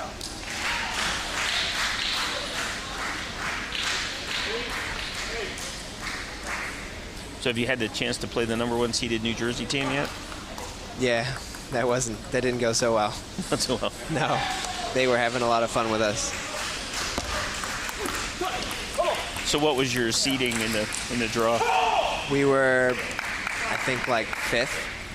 So you played them yesterday afternoon? Yeah, yesterday afternoon we played them. It was our last match. Oh no, sorry. Yeah, that was our last match. And did you guys get a game? I mean, we beat they had another kid on the team who was 2000. We got 2 wins off of him. Then Danny almost got the second seed or whatever. Wow. So you're talking about Danny Dalkin, who gets to go and train in Romania quite often, and That's right. Got a little bit awkward style. He has the biggest swing. And as a Huge lefty, forehand. it's crazy. 5-1. So Philippe's back to, just being able to stay in control long enough to get Michael into an uncomfortable spot. I think for Michael, it's now really tough to come back. That doesn't. When Felipe is Fully going, focused. when he's going and he's got a lead, he's very hard to stop. I know from experience playing him, if you're like close, he can mess up like easy things. But when he's going, he doesn't really mess up on stuff. That was a nice return to serve. Yeah, right down the line. Yeah. When Philippe serves the hard, fast one, and it's either dead or underside. Yeah. He was doing that to me yesterday. Kind of misreading it. And nice. he let swings like that happen. Now he might actually get a little, playing not to lose. Yeah. Yeah. And that can, there you go. Yeah. He knew it. He knew it. He knew it. And actually, it's actually a better timeout for Michael than it is for Philippe. I mean. Yeah. Now Michael has the momentum. He can strategize. Doesn't he have the serve? Yeah. Yeah.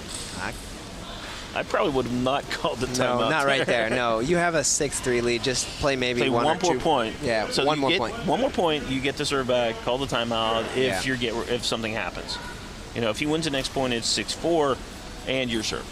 So you could go right back to 8-4. But right now, I mean, you're giving Michael a chance to probably. I would not be surprised if he says you haven't served heavy to the short forehand, and he did earlier. Loop, yeah. Well, he did earlier, and he put it right into net. Oh, So, did he? Yeah, he put it straight in the bottom of the net. So we'll see. Maybe he can build a comeback. yeah, because if it's 6-4, Michael's gonna say, okay, I can do this. That's a reasonable score to 7-3. start You're believing. like, well, I don't know.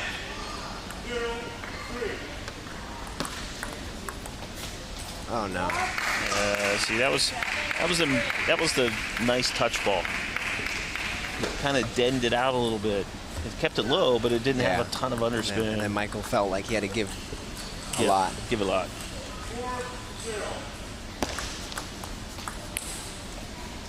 Well, that's going for broke.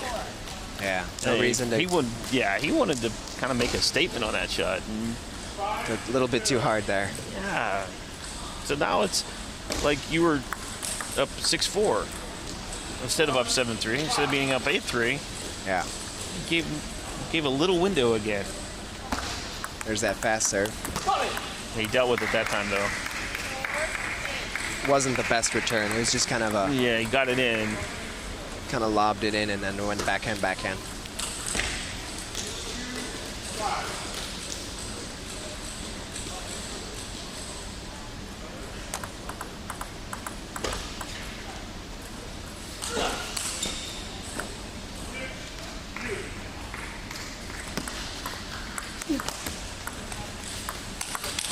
That was a little unlucky. Yeah, there's no love there. That's been Michael's kind of whole match thing. Every net ball has been just almost terminal. Yeah.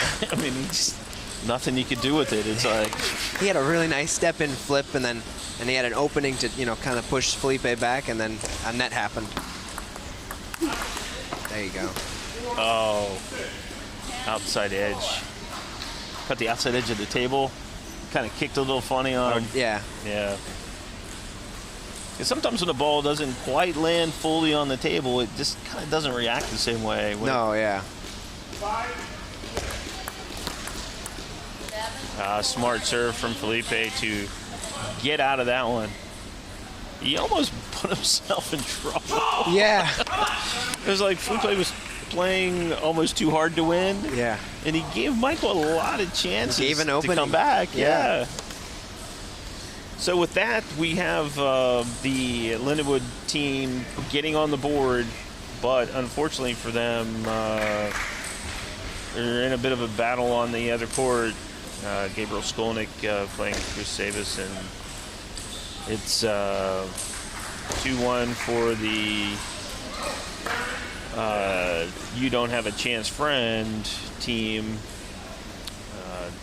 to go up 2-1. Wow. So we're going to lose you? You're going to lose me. I got to go play a match. All right, man. Well, thanks for stopping by, Seth Yeah. Peck from Ohio, and good luck with the rest of your matches, man. Thank you. Thanks for Anytime having you me. want to stop by, just come back over. All right. All right, still looking for that full Donic sponsorship ride? Sure. Anybody, right? Anyone? I'm sponsored by Paddle Palace, but Oh, yeah. Well, you do a lot of T-bar stuff, too. yeah. So if you guys are listening out there and you want a nice young guy to come and represent your brand well, give Seth a call. All right. All right. Good luck, Thanks. Seth. Yeah. Thank Bye. you. Bye-bye. Thanks, Seth. So you guys don't get to sit back behind the control desk often, so getting one of our young up-and-coming guys, I think he is 20 years old, Seth Peck. Playing pretty well. His brother was a really strong junior player, and they've playing in that Ohio area. Didn't have the chance to go to Sweden this year, Seth did. Chris has got this, Chris Sabis on the second table, and has got this to 9-9, up 2-1. He's looking to make sure, get his team on the board. It's always good when you can get your team up to get that 2 on the board. The NJTTC team is up 3-0 against the Westchester Warriors.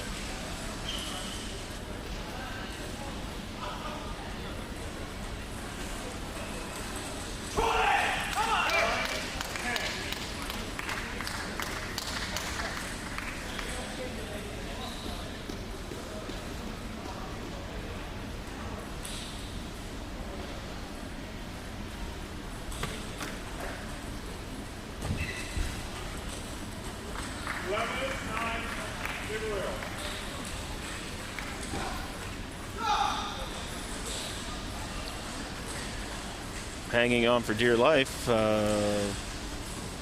Gabriel Skolnick gets the game. So on table 2, it's 2 games apiece. Chris Savis looking a little frustrated with the end of that game. Fought his way back to 9-9, and now it's 11-9. Losing the match, you know, it's 2 straight points, and he's not wanting what to do. He's calling blue. And it is red, your choice. I receive. He chooses to receive, you have your choice of end. Who chooses that end? Okay? Your 2-minute warm-up starts now. Linda Leaf giving us all the direction we need here on the first court, our premier table. Got the serve-receive issues out of the way, and we get our 2-minute warm-up started. So everybody got to see Alex and Michael both play already this morning.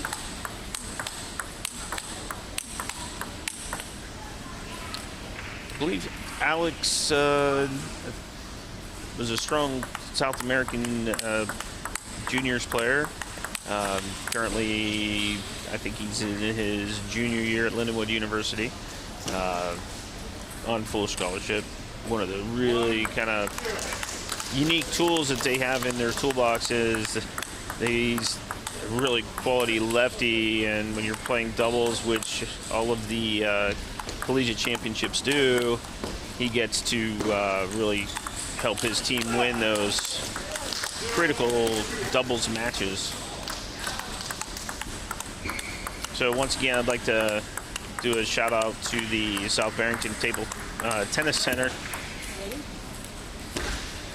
And hosting us here, Exclaim, Lat Long, Butterfly, Edgeball, and of course, my employer, Robopong Table Tennis. If you want to practice anytime,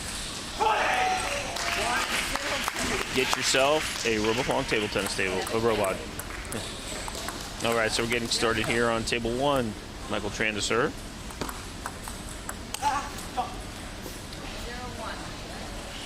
Michael's going to have to really get his confidence back on his backhand side, playing against the lefty.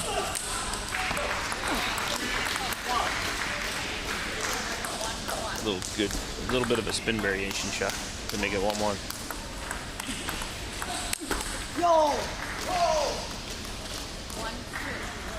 Michael starting to feel his game a little bit more. I mean, those were 2 solid forehands for Michael.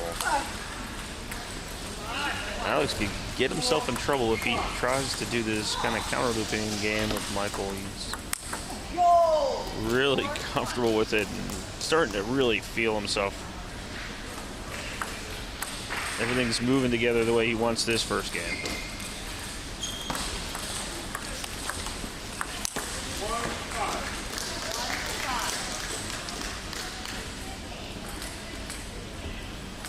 See if Alex can get back to that smart technical game that he has. Kind of, so far, Michael's been able to get on the first ball attack almost every time. And that was a beautiful touch. His placements have been really well. Sometimes those transitions have been getting Michael trapped. Oh, nice opening. Alex, super spinning ball. Michael ended up a little too close to it.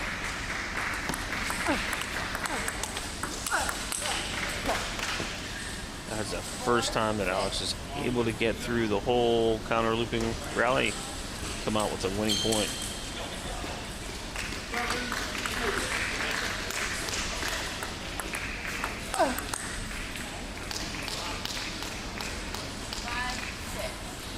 So I think the excitement of the match starting is a little lost on Alex, and Michael was able to take quick advantage.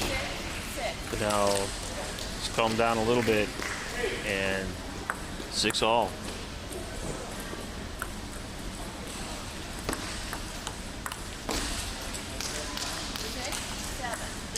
A little misread of spin, blocked out.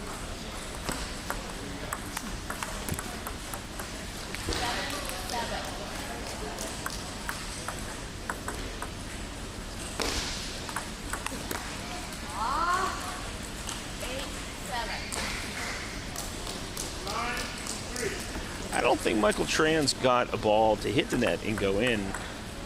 And when it came from his opponent, it's been pretty consistently going over for him.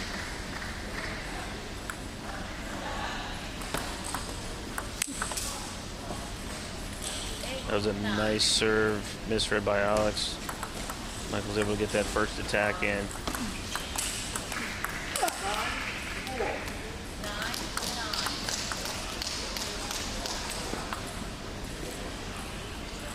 Michael's playing the tempo he wants. And that ball had so much topspin. It's tempting because it jumps up to try to hit it, but man, it's so spinny.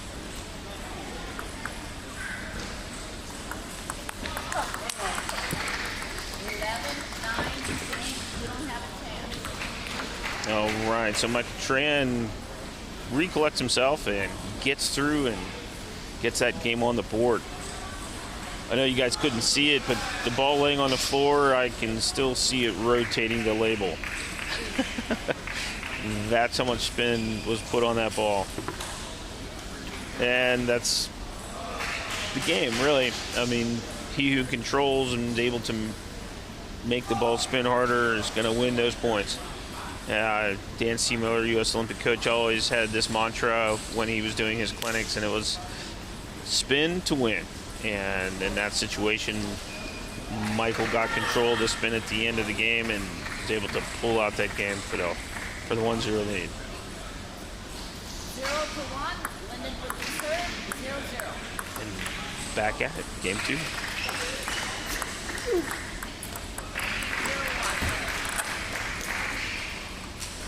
Bit of a miss hit there on both players' parts. Alex got victimized by. 0.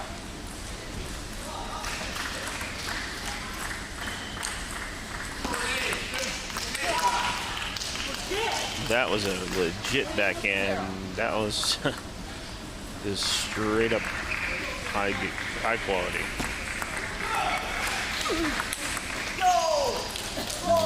That was an interesting shot. Pulled the ball inside out wide to Alex's wide forehand from the middle of the table. 0-5. He does that nice little backhand receive. The ball just turns in the wrong axis for Alex to attack it that hard.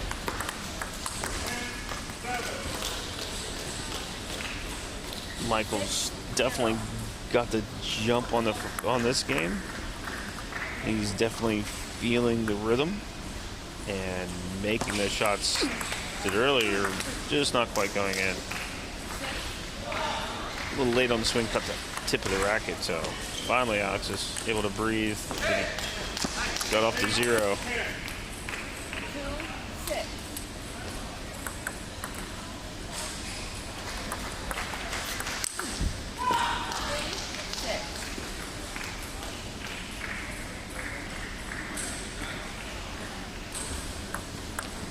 See if Alex can mount a comeback like he did in the first game.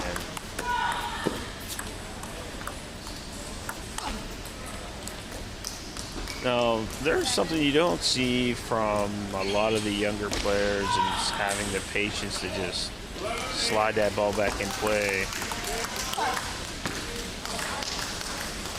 And that's a beautiful shot from Alex Agaria, going wide out to Michael's forehand from the middle of the table.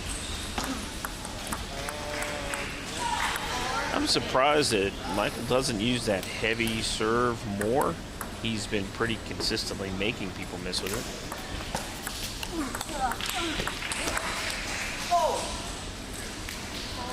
And again, for a young guy, Michael Tran, where he puts those balls is pretty ridiculously good.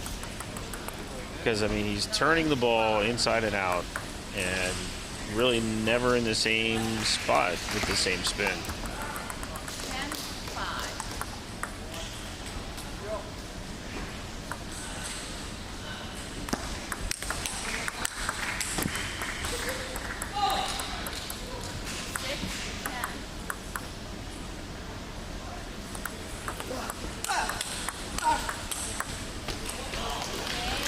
Just way too much hook on that loop. And again, if you can tell, the ball still spinning as it works its way down the court.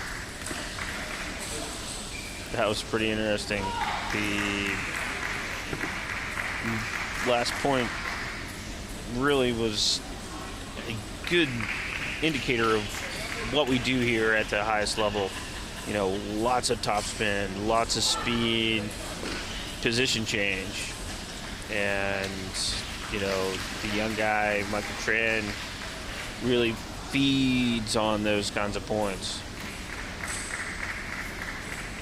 So you gotta be careful if you're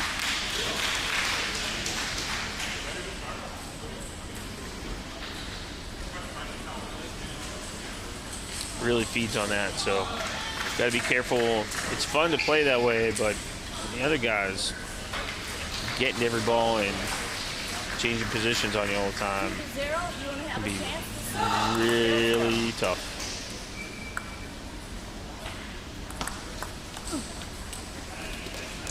Little half long ball. Thought he was going to be able to loop it in and just lifted it up.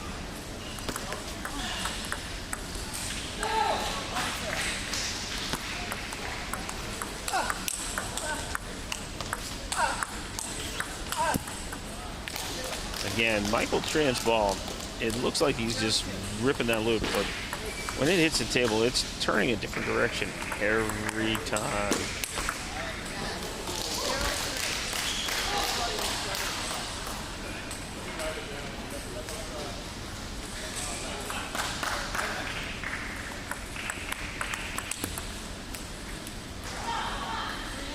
Sometimes he forgets he's playing a lefty and where the ball's going to go.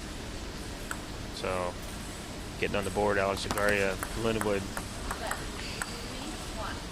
finding his way in, really needs this game.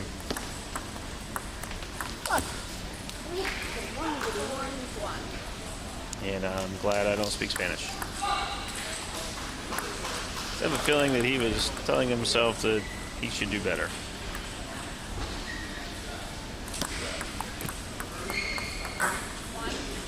And just like the first two games, Michael Tran gets out to that 5-1 lead. Now, each time he's done that, Alex has been able to mount a pretty good comeback. And let's see if he can make that happen again.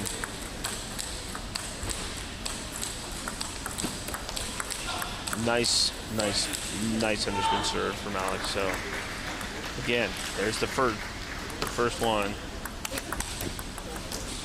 And Michael is not going to give him that breathing room this time, I have a feeling.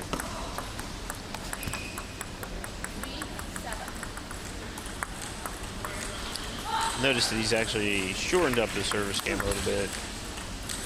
And Alex continues to challenge Michael with the long serve and has been paying for it.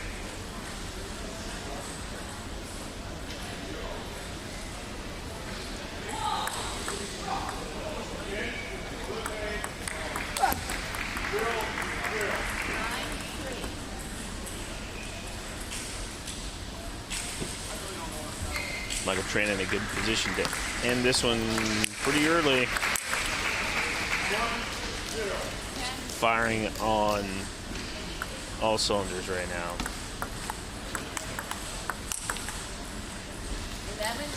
He knew he was in a bad spot with the return going where it was, and being down 10-3, Alex just kind of was like, I'm going to put this back in play. So Michael Tran puts another point up. So that would make it 3-1 for You Don't Have a Chance. Lindenwood did get on the board 3-1. Yeah. Well, they already started. Had some guys calling across.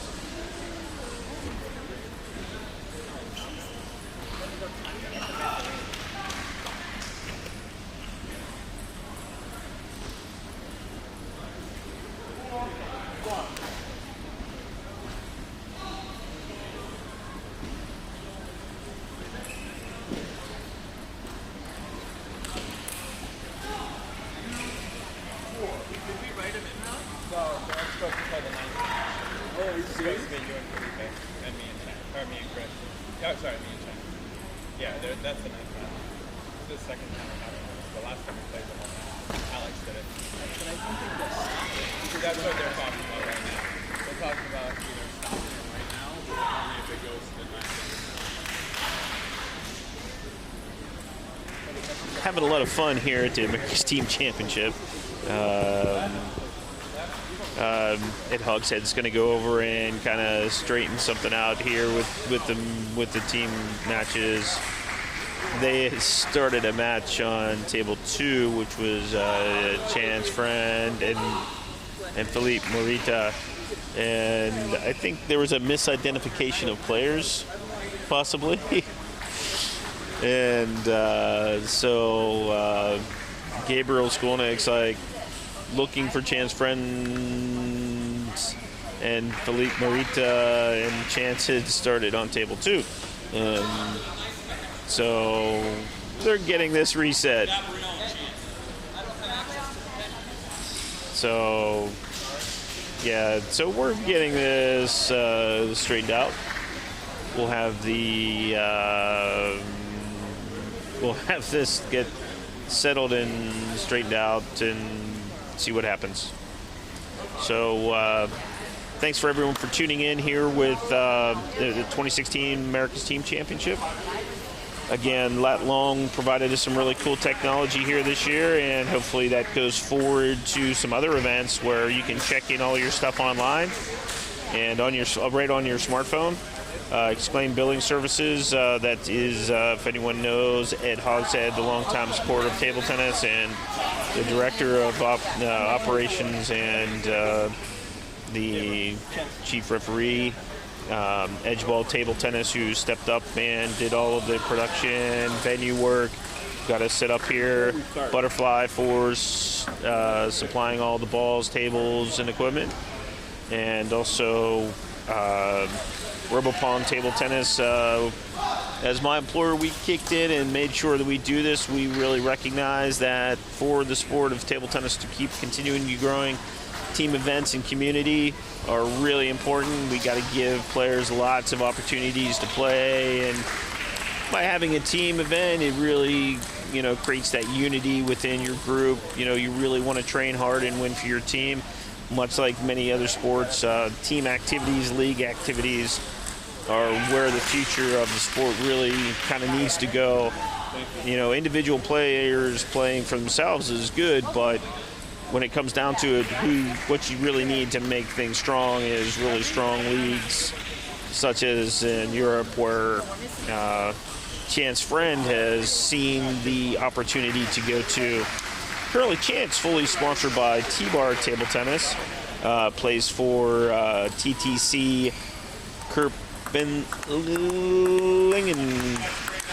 Ellinger in Germany. It's a Region Liga team, which it's a regional division, which is like one division under the Bundesliga, which is where the top German and European players play. He's like one step down from that. In the divisions, he's playing in Division 4, so Chance gets a really good opportunity to play with his team. And the importance of that is every day you're surrounded by the guys that need to push you to the next level. And, Chance, I talked to him a little bit earlier, and he said this is really, he's here, getting to see his parents and his family before he gets to go to Las Vegas for the U.S. Nationals coming up in July. I'll pay serve. He chooses to serve first. You have a choice. This is the first time of the coin flips that someone has actually chosen to actually serve. All the other ones so far have been deciding to defer. 0-0. All right, and here we go. Pretty good pressure match. Gabriel coming back and getting a win over Chris Davis.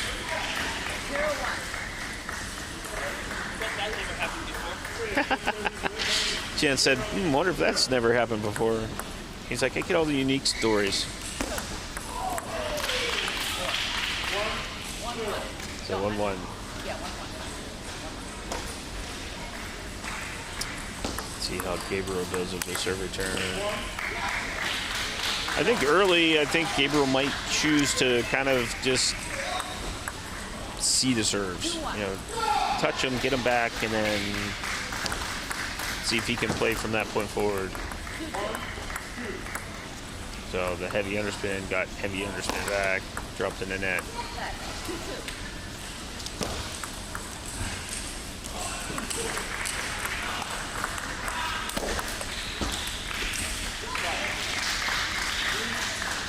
A little bit of a racket edge from Gabriel to get the 3-2 lead.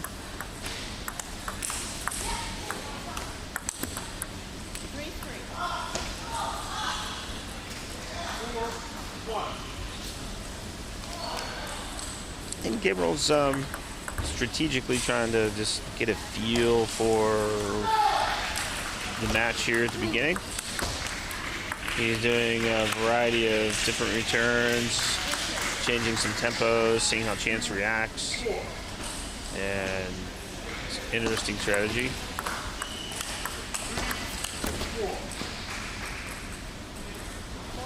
Guys can definitely swing the forehands. Seeing a lot of power coming from both of these guys.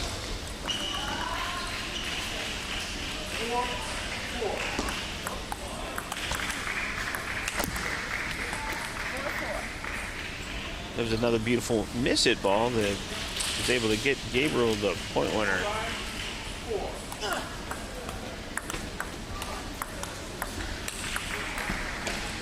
And that's how you hit an edge ball right there. Full power, and that ball just jumped out. So you always wonder, was it an edge? Yeah, that's definitely the edge. And back-to-back edge balls. And Chance gets the 6-4 first game lead.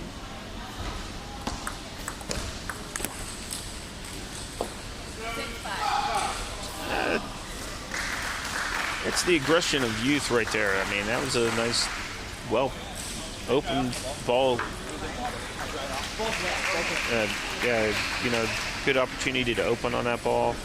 Just a little overly aggressive. Water outside there. Yeah, somebody spilled some water outside. The ball rolled out into it, so they were drying off the ball before they continued.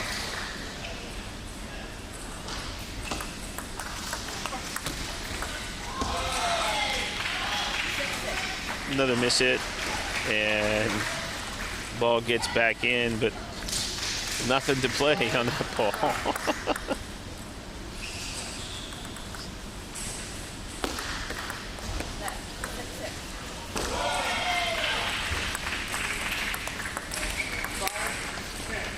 7-6.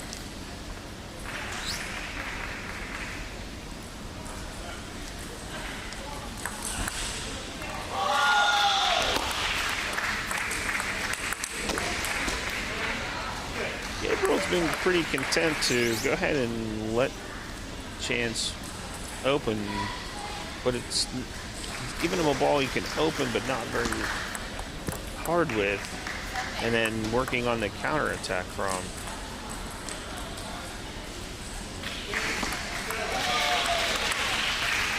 Problem is the serve return.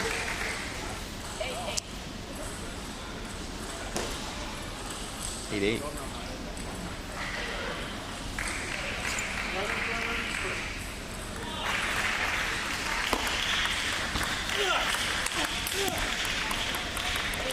Again, just kind of letting Chance open and try to counterattack. It's been working, and at the end of the game, takes it to 9-9.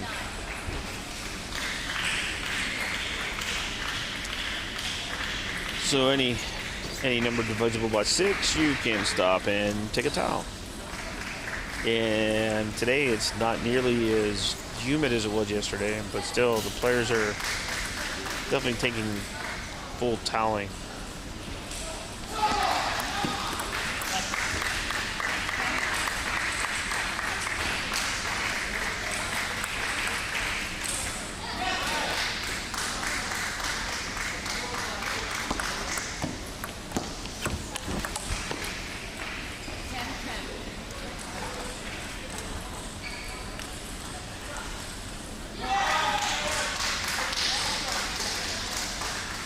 So right off the bat, we get our first game is 10-10.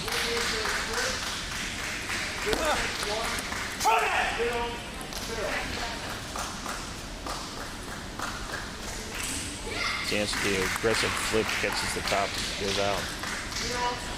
Let's see if he has something magic in the bag.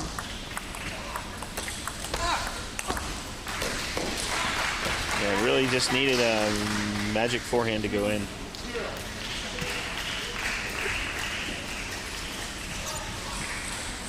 So Gabriel with the serve. Gets the advantage.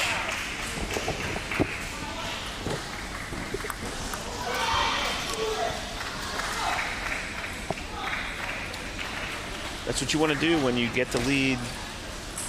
You get advantage on the serve. You want to finish out your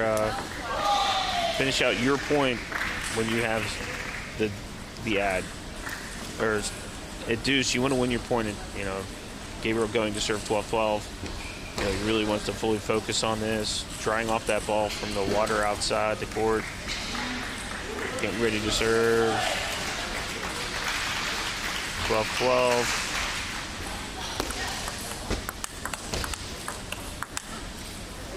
Kind of happy to just counter back and forth. And there we go. Having some headset issues there for a second. I lost my volume in my headset. Yeah. Oh. That was the beach ball, literal beach ball that was so big you miss it.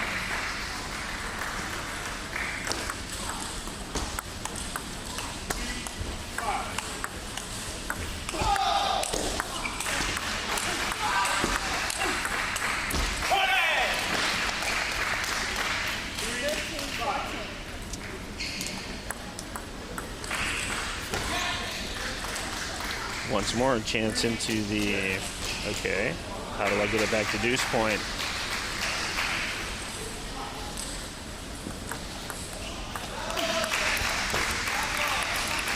So Gabriel's been pretty consistent in being passive on the serve return.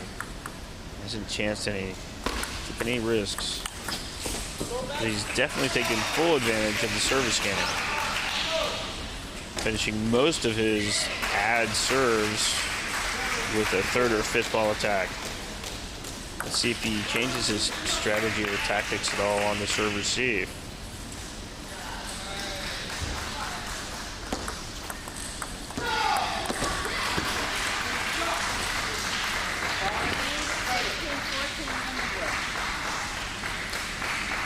So finally able to convert on the serve return. I think Chance was shaking his head on what happened to the spin on that ball. And cut an edge and it kicked right back into his body. So, Lindenwood University's Gabriel Skolnick able to pull out that first game, 16-14. That's the quality that we like to see here played at the 2016 America's Team Championship. Hopefully everybody will get this organized and let everybody know Memorial Day weekend is where you want to be playing at, somewhere here in the Midwest. Talking about a couple different opportunities for a couple different venues, possibly back here in South Barrington, or maybe even a bigger venue with even more tables so we can host even more teams. We did meet the limit of teams within the last week. So it's been an interesting full number of matches played.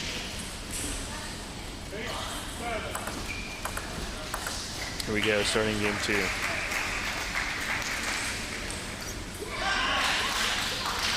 See if Chance's luck changes at all with this game. Kind of had about 4 really bad balls get to him, and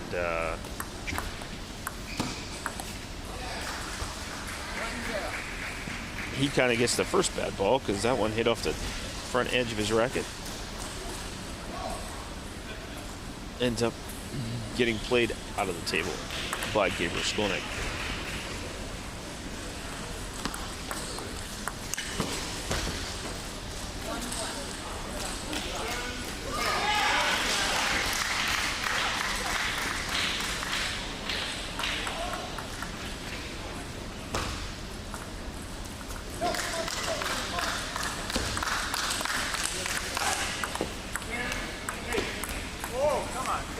Good directional change by Chance. Let the ball to bend back inside.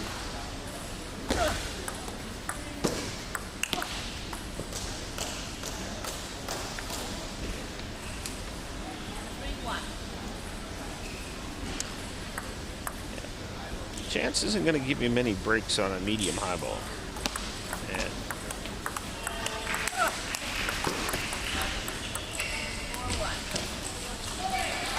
he's definitely trying to change the tempo.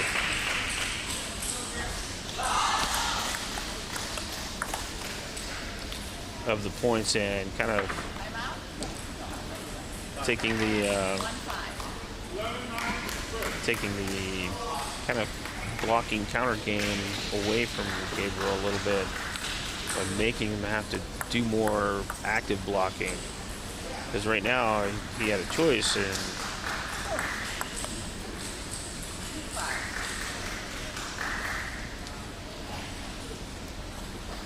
scores on that first serve.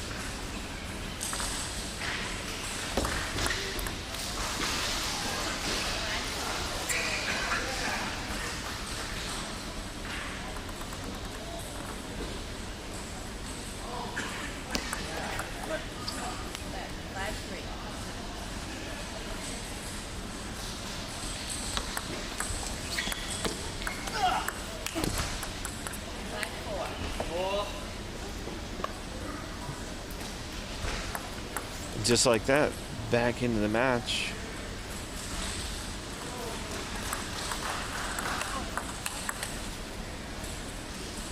Got the ball into the middle of the table. And Gabriel was able to actually turn it back inside into the body from 5-1 to 5-5.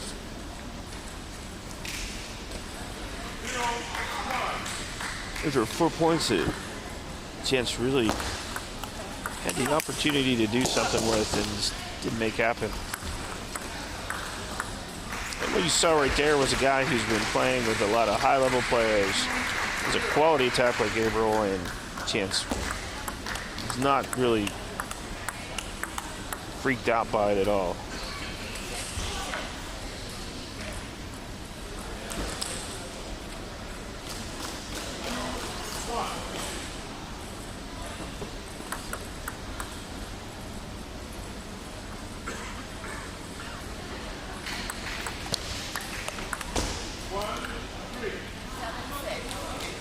Another one of those mystifying serves from Chance Friend gets him another quality attack shot.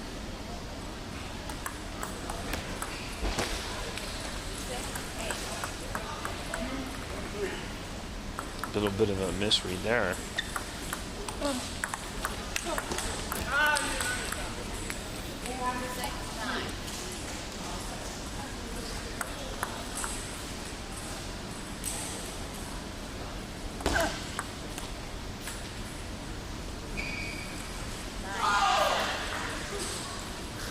That was pretty interesting. Gabriel did a lot of motion and a lot of racket speed, but the ball didn't carry a lot of spin. So it was a misread on the open.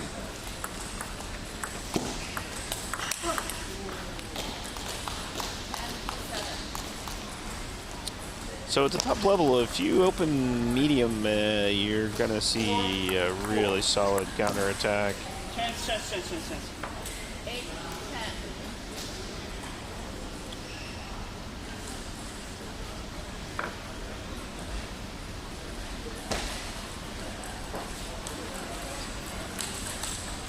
Hold it. Come up. 4, 5.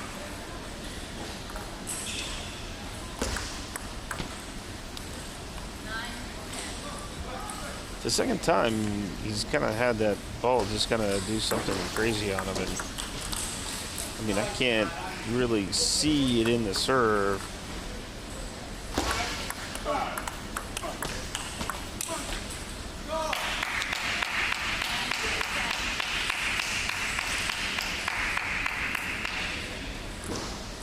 So here we are again, second game, back to deuce again.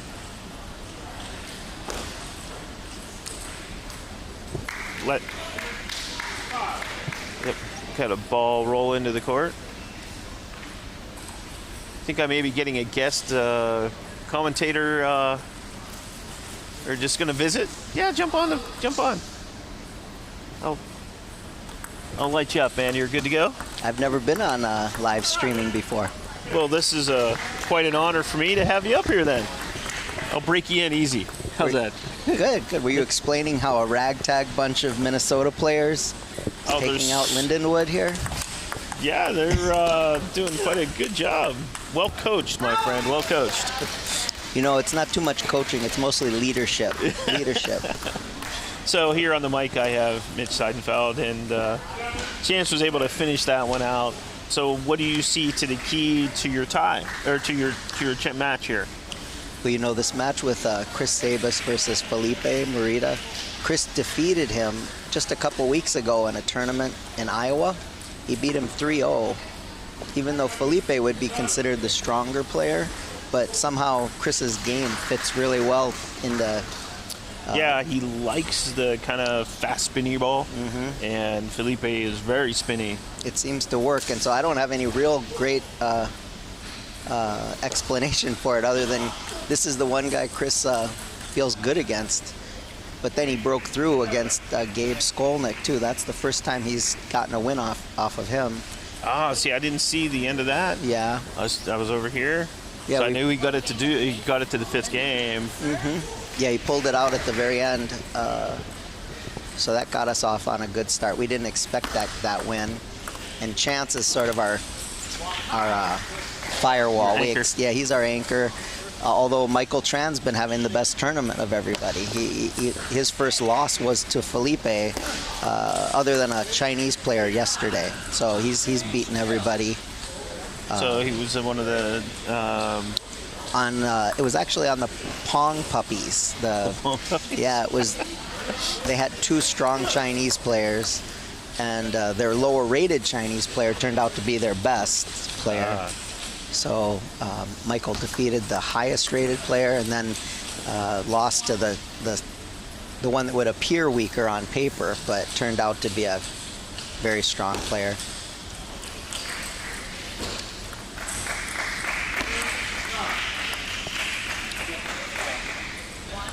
So I've seen a lot of Chance's really complicated service game, giving Gabriel a lot of confusion.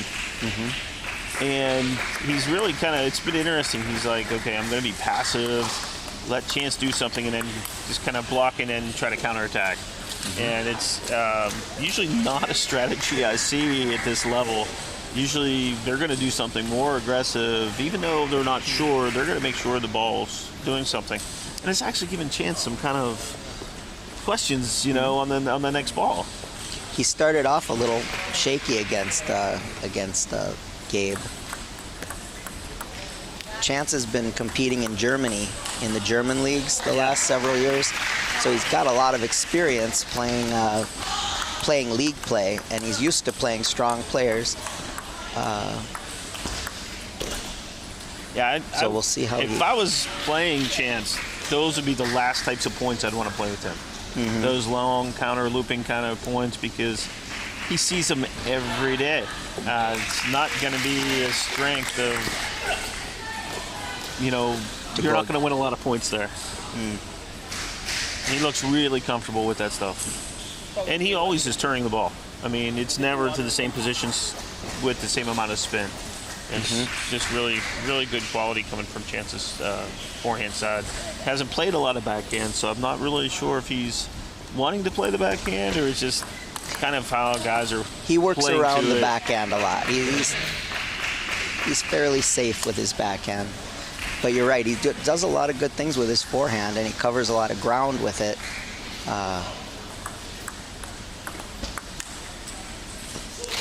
But I haven't seen it in the top division. There's Alex is a lefty, but I haven't seen any other kind of strong lefties that would kind of force you to have to play a little bit more backhand. That's probably true. I haven't looked at the whole field yet. Because you still have one more. We've got the top team. Yeah. So I appreciate you taking the time out from your coaching involvement here with these guys, or your, as you say, your guidance. Yeah. Chance likes to go it alone, and I like to get out of his way. He thinks constantly about it. He's self-taught, and he's proud of it, and he works his way through a match. I probably should get back there. He needs some support. That's what he looks for. Yeah. And well, he's used to having all his family there. Right, they're very supportive. Yeah, and his family. Vocal and they get into it. We could all do with a family that supportive. So Yeah. So real quick, so tell me a little bit what's going on with Table Tennis Minnesota.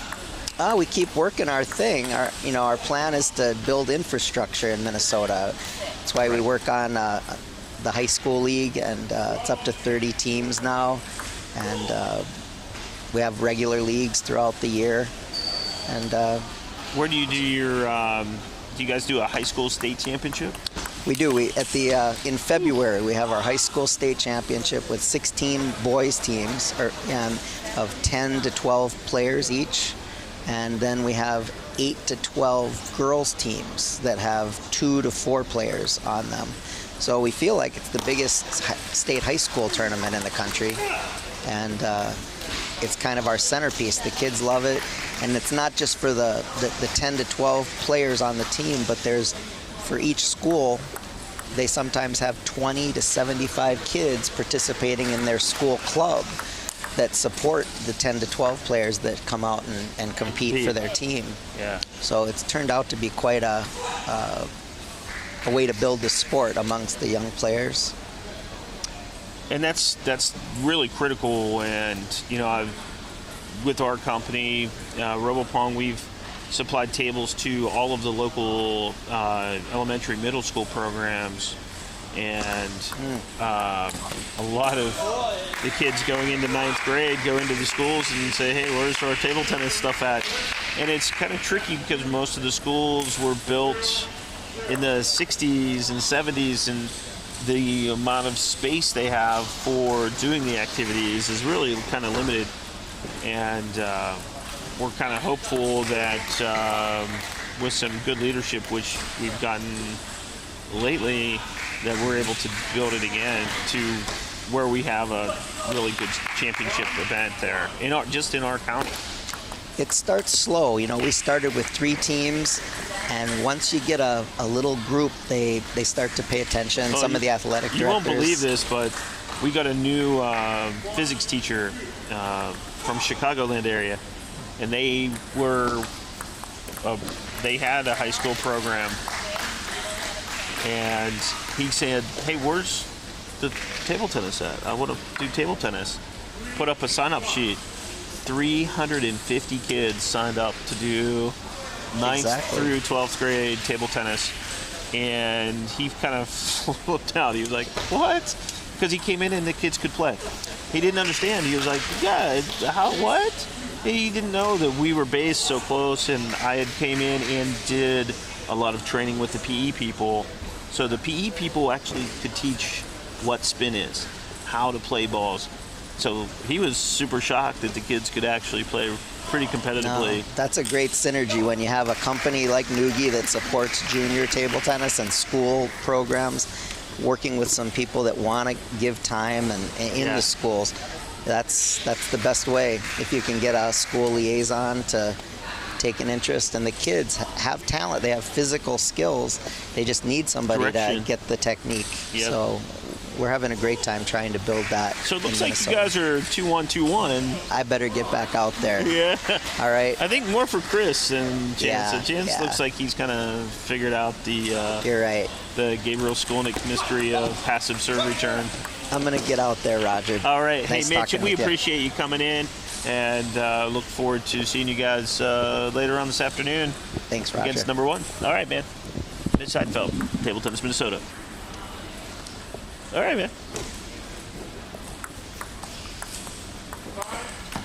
So I appreciate everybody stopping by, and you'll see Mitch running on camera briefly.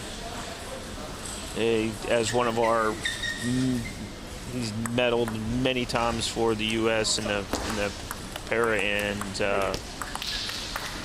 can't remember exactly all of his titles, but super competitive guy.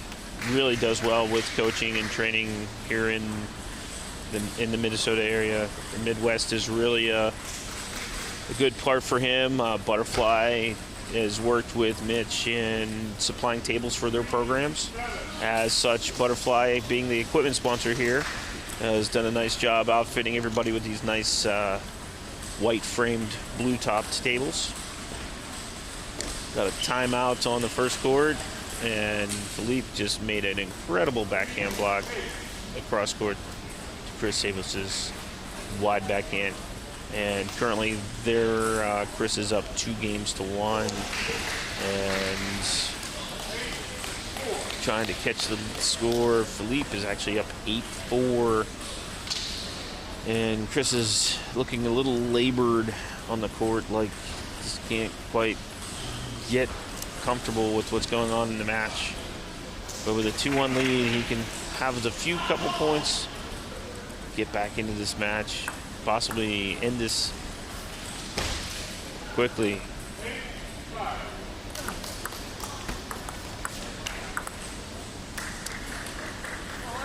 And expect Gabe to counterattack that second ball, but down 4-0.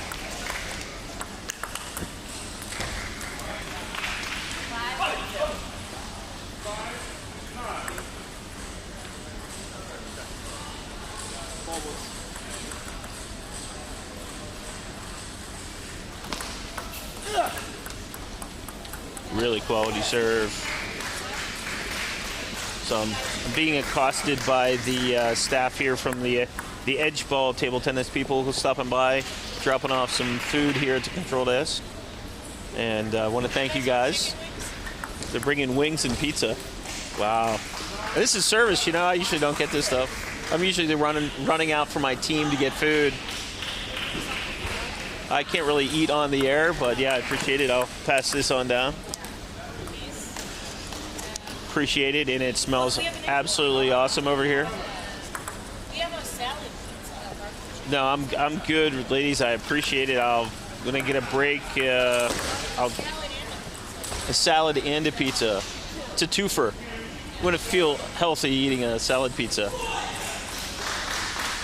So pretty comfortable out there with Chance being up 7-2. Pretty unique. What's the name of this? Jersey's Pizza and Grill has some crazy looking yummy stuff over here at the grill box. Oh wow. Really good stuff happening here. Look at that ball turn and just ran out of room. That's the trouble when you get somebody like Chance who plays a lot of league matches. He plays a lot of points like that. Can really make you work the table, changing direction on you.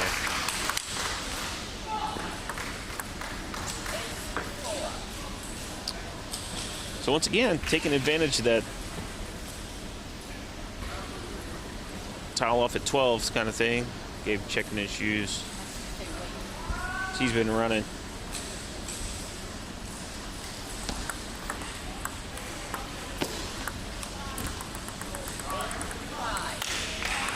It's always how strong you attack that ball and just where you place it.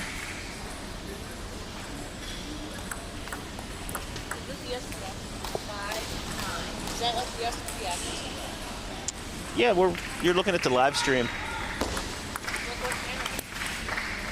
What's that? What channel do you have? I'm not sure. Is it Butterfly online where our live stream is at? So if you're kind of wondering. So I have some young ladies here asking me questions as I'm working the desk. Chance ended up that match 3-1, 11-5. And I'm going to turn off my mic for a second and get ready to start. Looks like the 5th game with Philippe and Chris Sabos.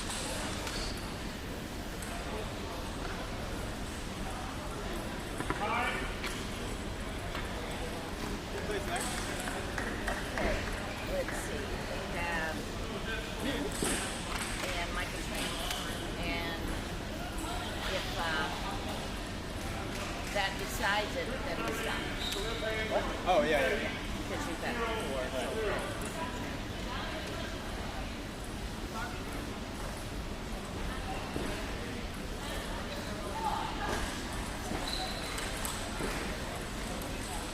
Felipe, 1-0.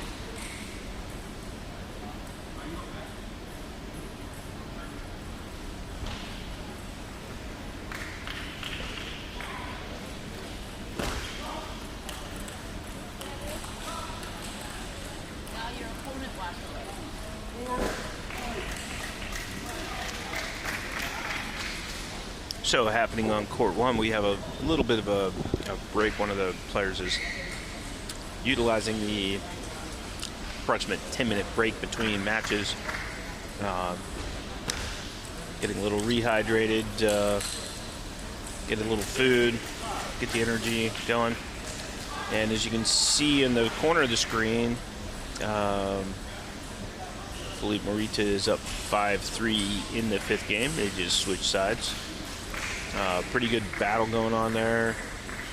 Chris has had a few wins recently, and one of those actually being with Philippe a few weeks ago. Beat Philippe 3-0, and now finds himself in the 5th game. So got a timeout from Chris. Get over to talk to Mitch, who came over to speak with me here on the live stream. So welcome everybody to the America's Team Championships 2016. Again, Edgeball, table tennis, lat long, exclaim, butterfly, robopong, all sponsors of this event. Really nice venue here at the South Barrington Tennis Center. We've had 3 separate gym areas, all supplied with butterfly tables, butterfly balls, and we've got 6 divisions competing in those areas. And if you want to play a lot of matches, get your team together, get ready for next year. Every Memorial Day weekend, we've had the America's Team Championship. I think I've been to every single one of them. Not only as a player, as a sponsor, really enjoy coming out. It's a nice weekend with some guys that, it's kind of the reward kind of thing where you work hard all year to kind of prepare for different events, and this one really maximizes how many matches you get to play within the, with in a one weekend kind of time frame. See what happens here on the second table. Chris fighting his way back, nice and calm.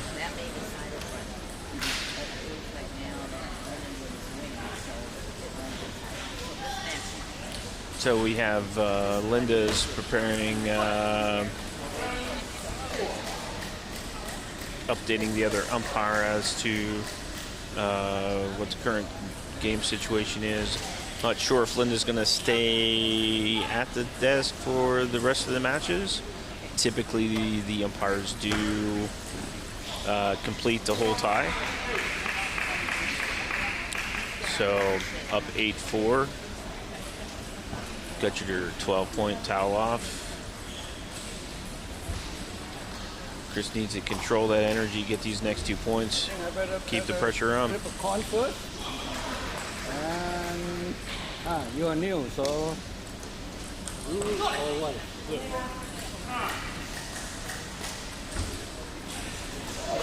Receiving. I'll take a sec. Okay. So once again, we've had the coin flip kind of we've only had one person actually take the serve. Everybody else has chosen to defer. And doing their 2-minute warm-up on table 1. This is round 6. This is Michael Tran here in the gray, and Gabriel Skolnick for Lindenwood University. I think yesterday the guys from Lindenwood played through all their uniforms, sweated their way right through all the Lindenwood colors. It's been that kind of weekend. Not only has it's been kind of humid in here, and so you're going to sweat a lot, but the level of competition is really high, so there's no cheapies, no easy ones. You really got to work hard, and you're going to cook through some shirts in this place. So get our 2-minute warm-up done here on table 1, and we'll get to see if Michael Tran can get back and stay on track with his speedy, powerful performance that he put on earlier with Alex Zagaria. A little different kind of game, and we'll see if Gabriel stays with his kind of passive return, counterattack kind of game, or if he's going to change something else with that. Being Michael's a little bit different service game than what Chance was. We'll see what happens. So Felipe was able to pull that out, so it's another point on the board for Lindenwood.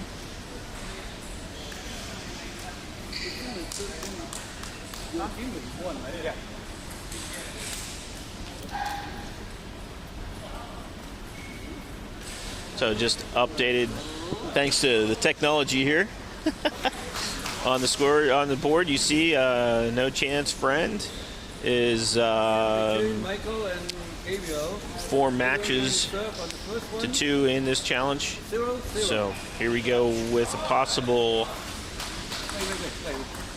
end of matches, and we've got to get a little table cleaning going on here. He's got something on the table he doesn't like, so get that off there. Like I said, it's a little humid, and the guys are sweating on the table. It's not really necessarily always the water that's the issue, but also kind of the oil and the grease from the sweat. So the umpire wants to make sure that you get a nice fair playing surface, nothing crazy happening. So he's going through and kind of wiping off these nice blue from topped butterfly tables. As you can see underneath the skirting there, you've got your Edgeball table tennis sponsorship. Along the barriers, you have the butterfly. The blue butterfly tables with the white frame has kind of been the thing they've gone to, and we appreciate Butterfly for bringing out the probably one of the best tables you can actually get right now. They've kind of pushed the level for other companies to kind of match. So appreciate their time and effort to supply us with this equipment. And here we go. Get going into the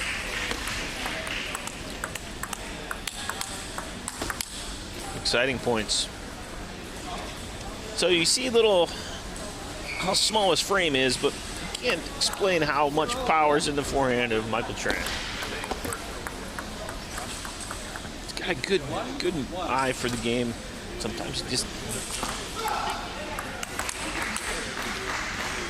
doesn't quite finish it out.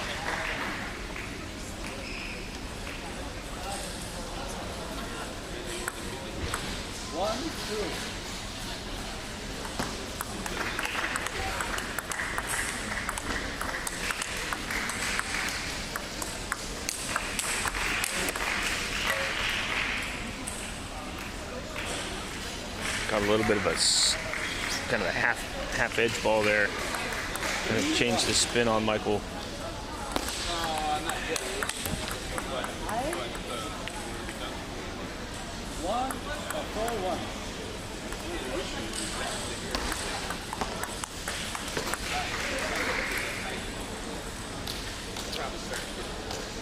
Ball had a little more side spin on it than Gable expected, and just jumped out away from him.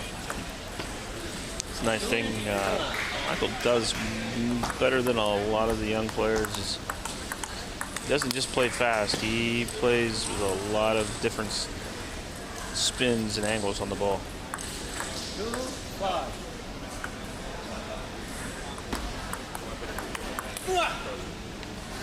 Good opening from Michael right into that elbow. 5-3. Not afraid to open with the backhand.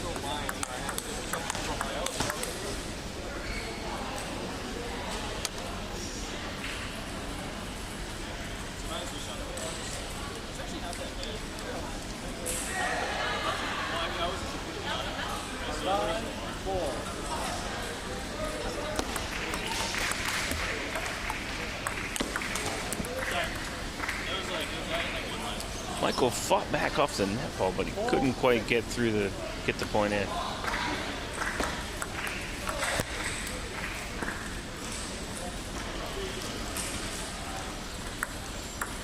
Good control by Gabriel to put Michael in a bad spot to open from. Finally, I think that's the first time I've seen Michael catch the top of the net and actually have the ball hit.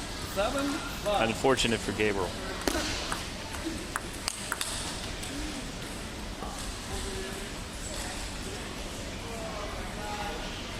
That's that counter-attacking strength from Gabriel Skolnick.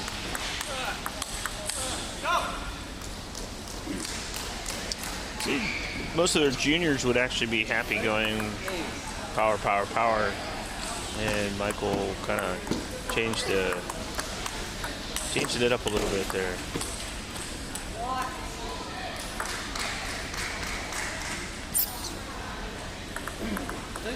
Nine.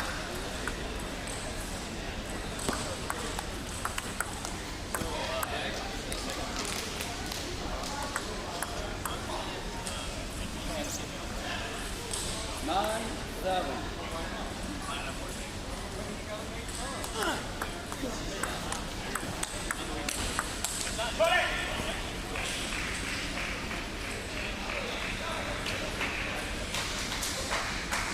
Gabriel directed that right at his body. Michael trying to get out of the way.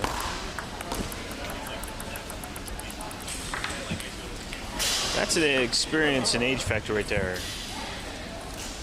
Gabriel kind of knew that Michael likes to open with that backhand flip, and so just gave it to him a little bit deeper and not quite as much spin, and he couldn't quite get through it. So Gabriel Skolnick with that first game, and unlike Michael's first couple matches where he's had leads and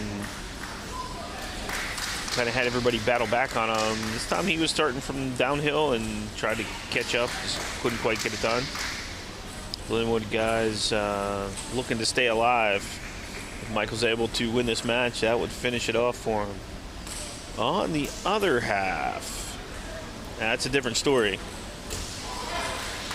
I believe the New Jersey guys kind of ran through the competition rather quickly, like they had someplace to go.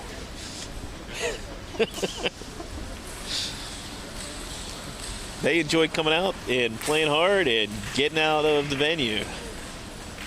You're talking about some guys who are really professional players from China that are here working as full-time practice and coaching partners in the New Jersey table tennis area. And they're interesting to watch play because I saw them hit some shots that I just couldn't believe at the table. So the serve should be starting with Michael Tran, and everybody realized that. Yep. Here we go.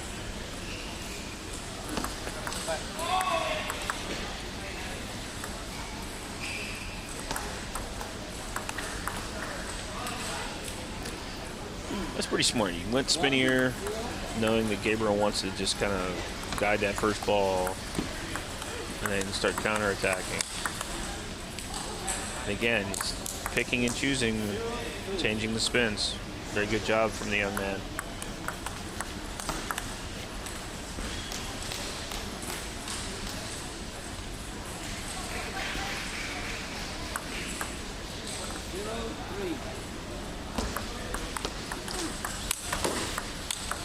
Ooh, that was a nice shot from the backhand up the line. Michael got over there and covered that up nice. Much like his earlier matches, Michael started this game scooting out to the 4-0 lead. Now 5-0. He's a little dangerous. He gets too much of a lead. He just starts getting relaxed, and he just can really start making things happen.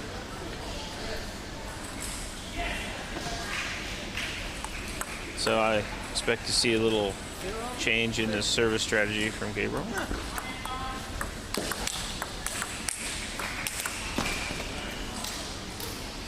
Got that first attack in and never relented. Some nice shots coming out of that. Getting on the board.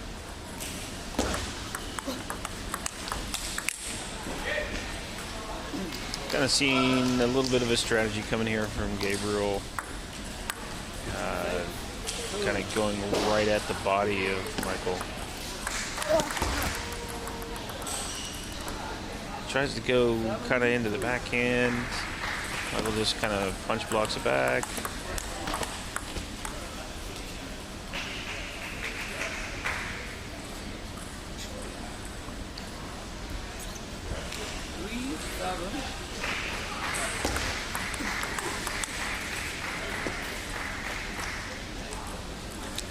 See, that's kind of what Gabriel wants to happen, is get into this kind of counter exchange and all of a sudden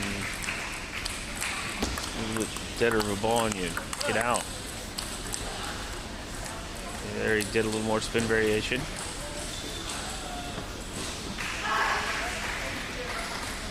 Ball jumped up on Michael and got the edge of the racket.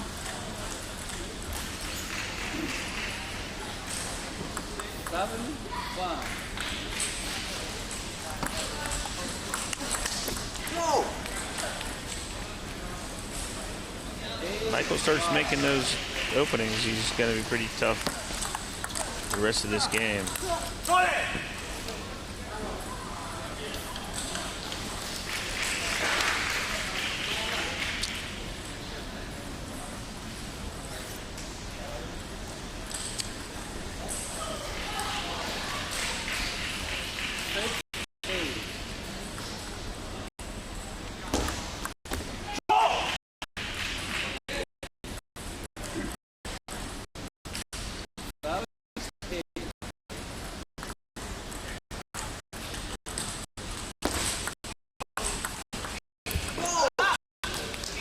Little payback for Michael Tran. He's like, okay, I'll just change the tempo on you this time.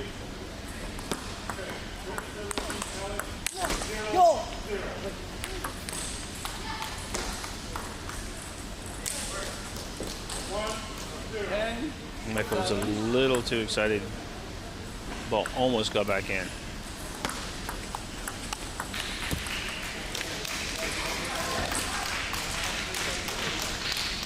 Kind of interesting tactic there. He got in bad position, tried to chop block that back in.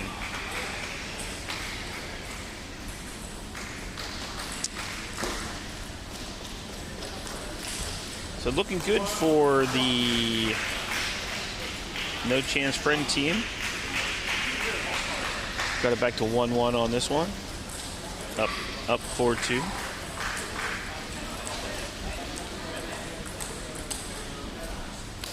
Chris Savis looking pretty strong against Alex Lagaria over on court 2.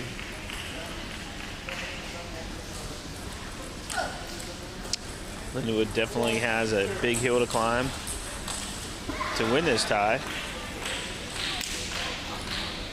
Strength of their players is kind of actually right here in this kind of pairings,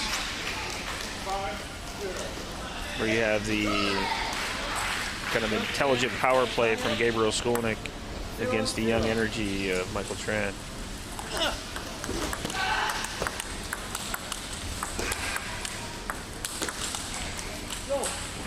Really good positioning by Michael. Probably could have swung harder, but he really placed it well.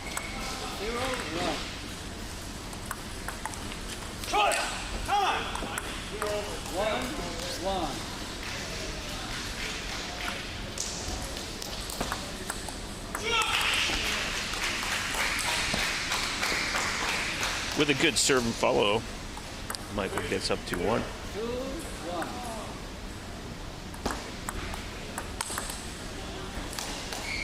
See, that's kind of been what I was expecting to happen more of, is Gabriel being on the kind of passive serve return and people starting to be able to anticipate and get their racket going into the ball.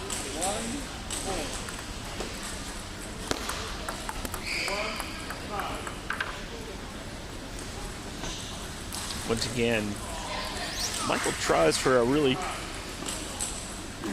tricky placement and just can't quite get the ball up over the net.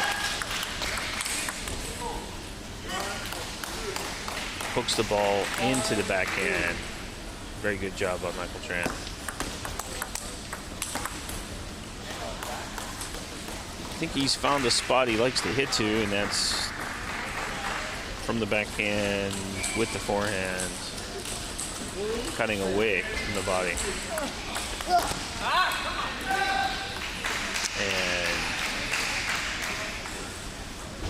And no free points there. Bad serve. Terminated return. Michael Tran with a really nice little backhand right up the back forehand line.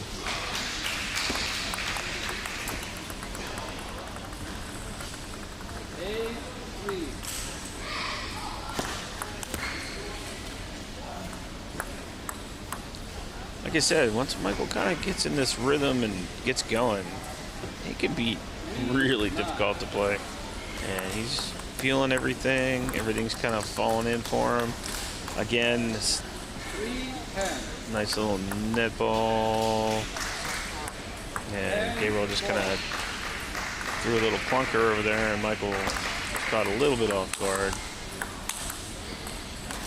And again, hitting that inside out wide to the backhand, gets up, takes that game pretty convincingly at 11-4, and Gabriel's reaching into the bag of tricks, trying to find the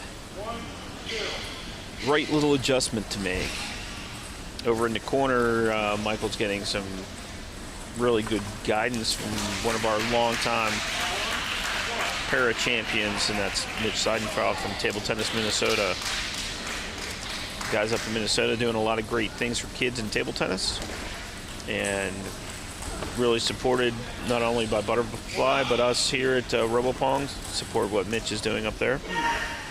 Guys from Edgeball supporting your Chicagoland table tennis activities. Really thank them for stepping up this year, making this event happen. Without Edgeball getting involved, we would have had an off year, not had the event, which, you know, people kind of get into habits of doing things, and, you know, having an event like this every year, people look forward to it, train for it.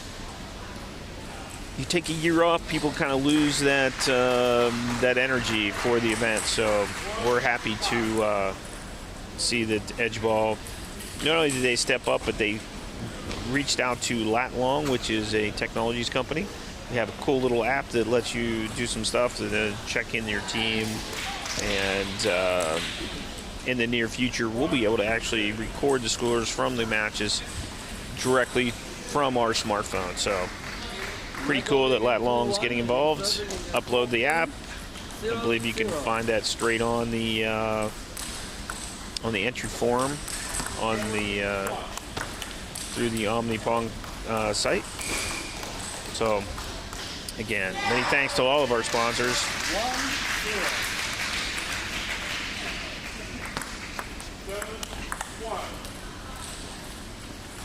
So Michael Tran playing a little smarter than aggressive. So Gabriel has seen this happen before, where Michael Tran gets a little bit of energy, gets a little lead, and all of a sudden here comes the freight train running down your tracks. You don't want to see Michael start swinging at every ball and they're all going in. Really bad thing. So being down 3-0, you know, time to make sure you get settled and stay within your plan. You know, Michael's ready to play. He's like a caged tiger. Let him rip, and he's going to rip you.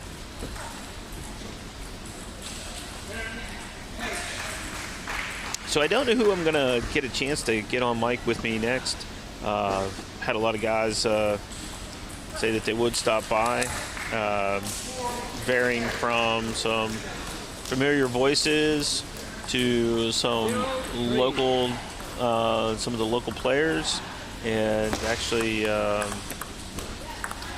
guy by the name of Tom Durbin, who a lot of you in the Chicagoland area will be learning that name rather quickly. It's not because he's a player. He's a sponsor, and he's going to be opening a new venue here in the Chicagoland area.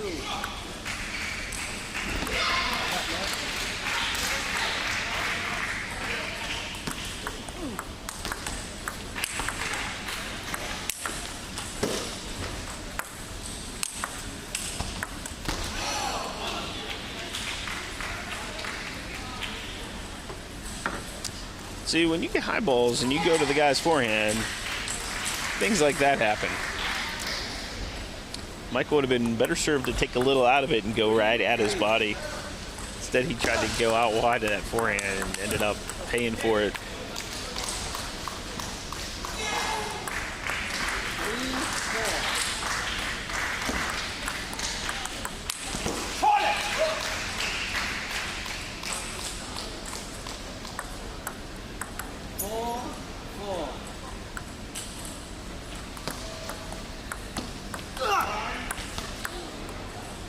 Very friendly net for Gabriel Skolnick. From down 3-0, goes up 5-4.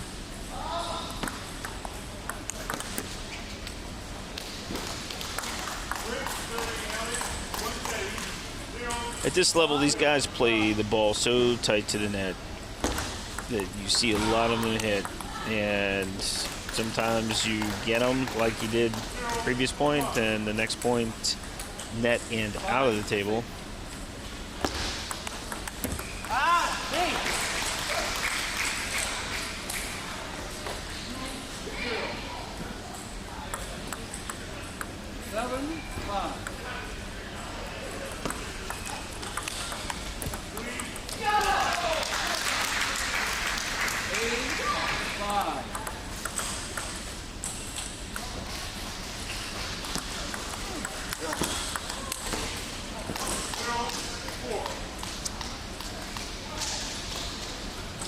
Michael can keep focused here. This will be a ending game.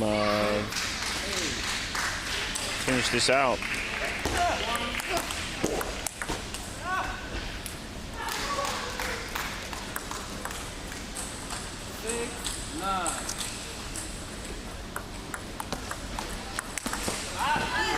Really nice combination right there.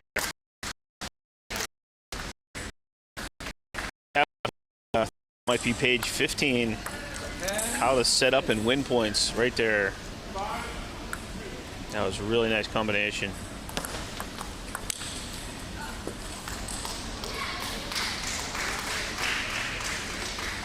The over-eagerness of youth right there. Michael saw something. He was like, I'm going to go. And he just a little bit too forced.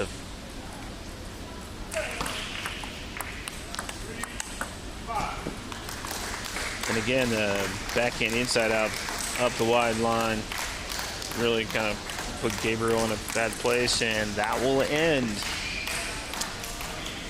this challenge with the no chance friend getting through Lindenwood University. Five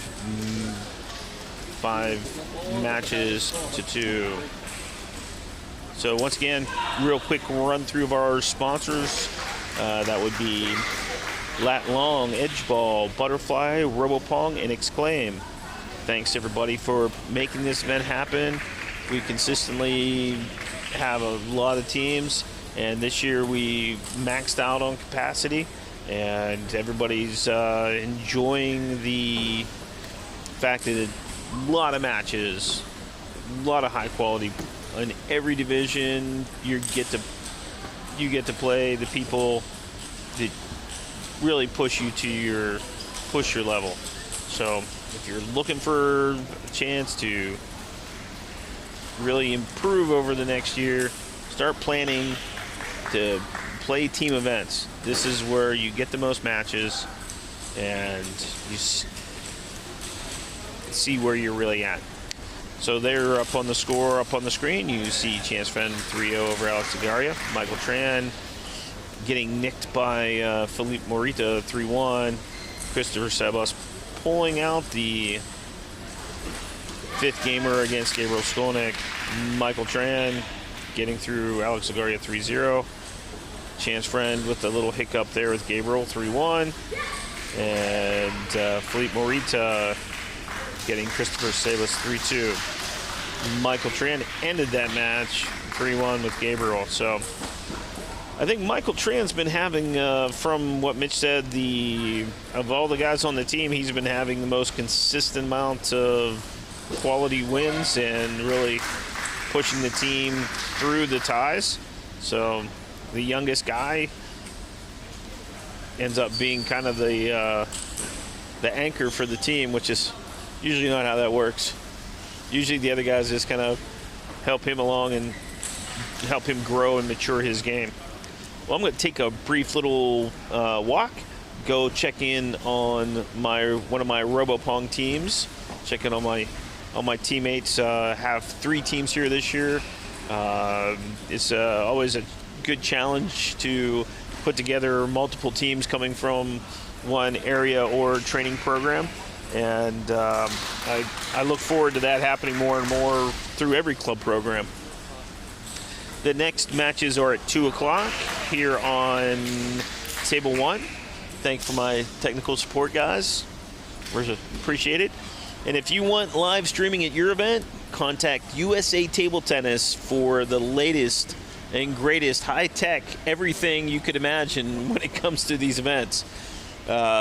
If you haven't seen, the guys who are here doing this live stream actually did the Collegiate Nationals this year in Round Rock, and they had the Sky Cam, I guess what some of you guys are calling that thing.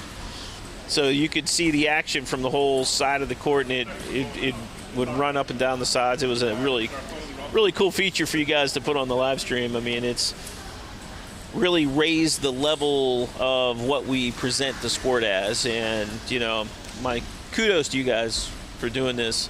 I mean, I know you've invested a lot in putting this technology together, and we got some of the best live streams going right now, so appreciate it a lot, man. All right, so we'll see you guys back here at 2 o'clock right here on Table 1. 2016 America's Team Championships, live from South Barrington Table Tennis Center.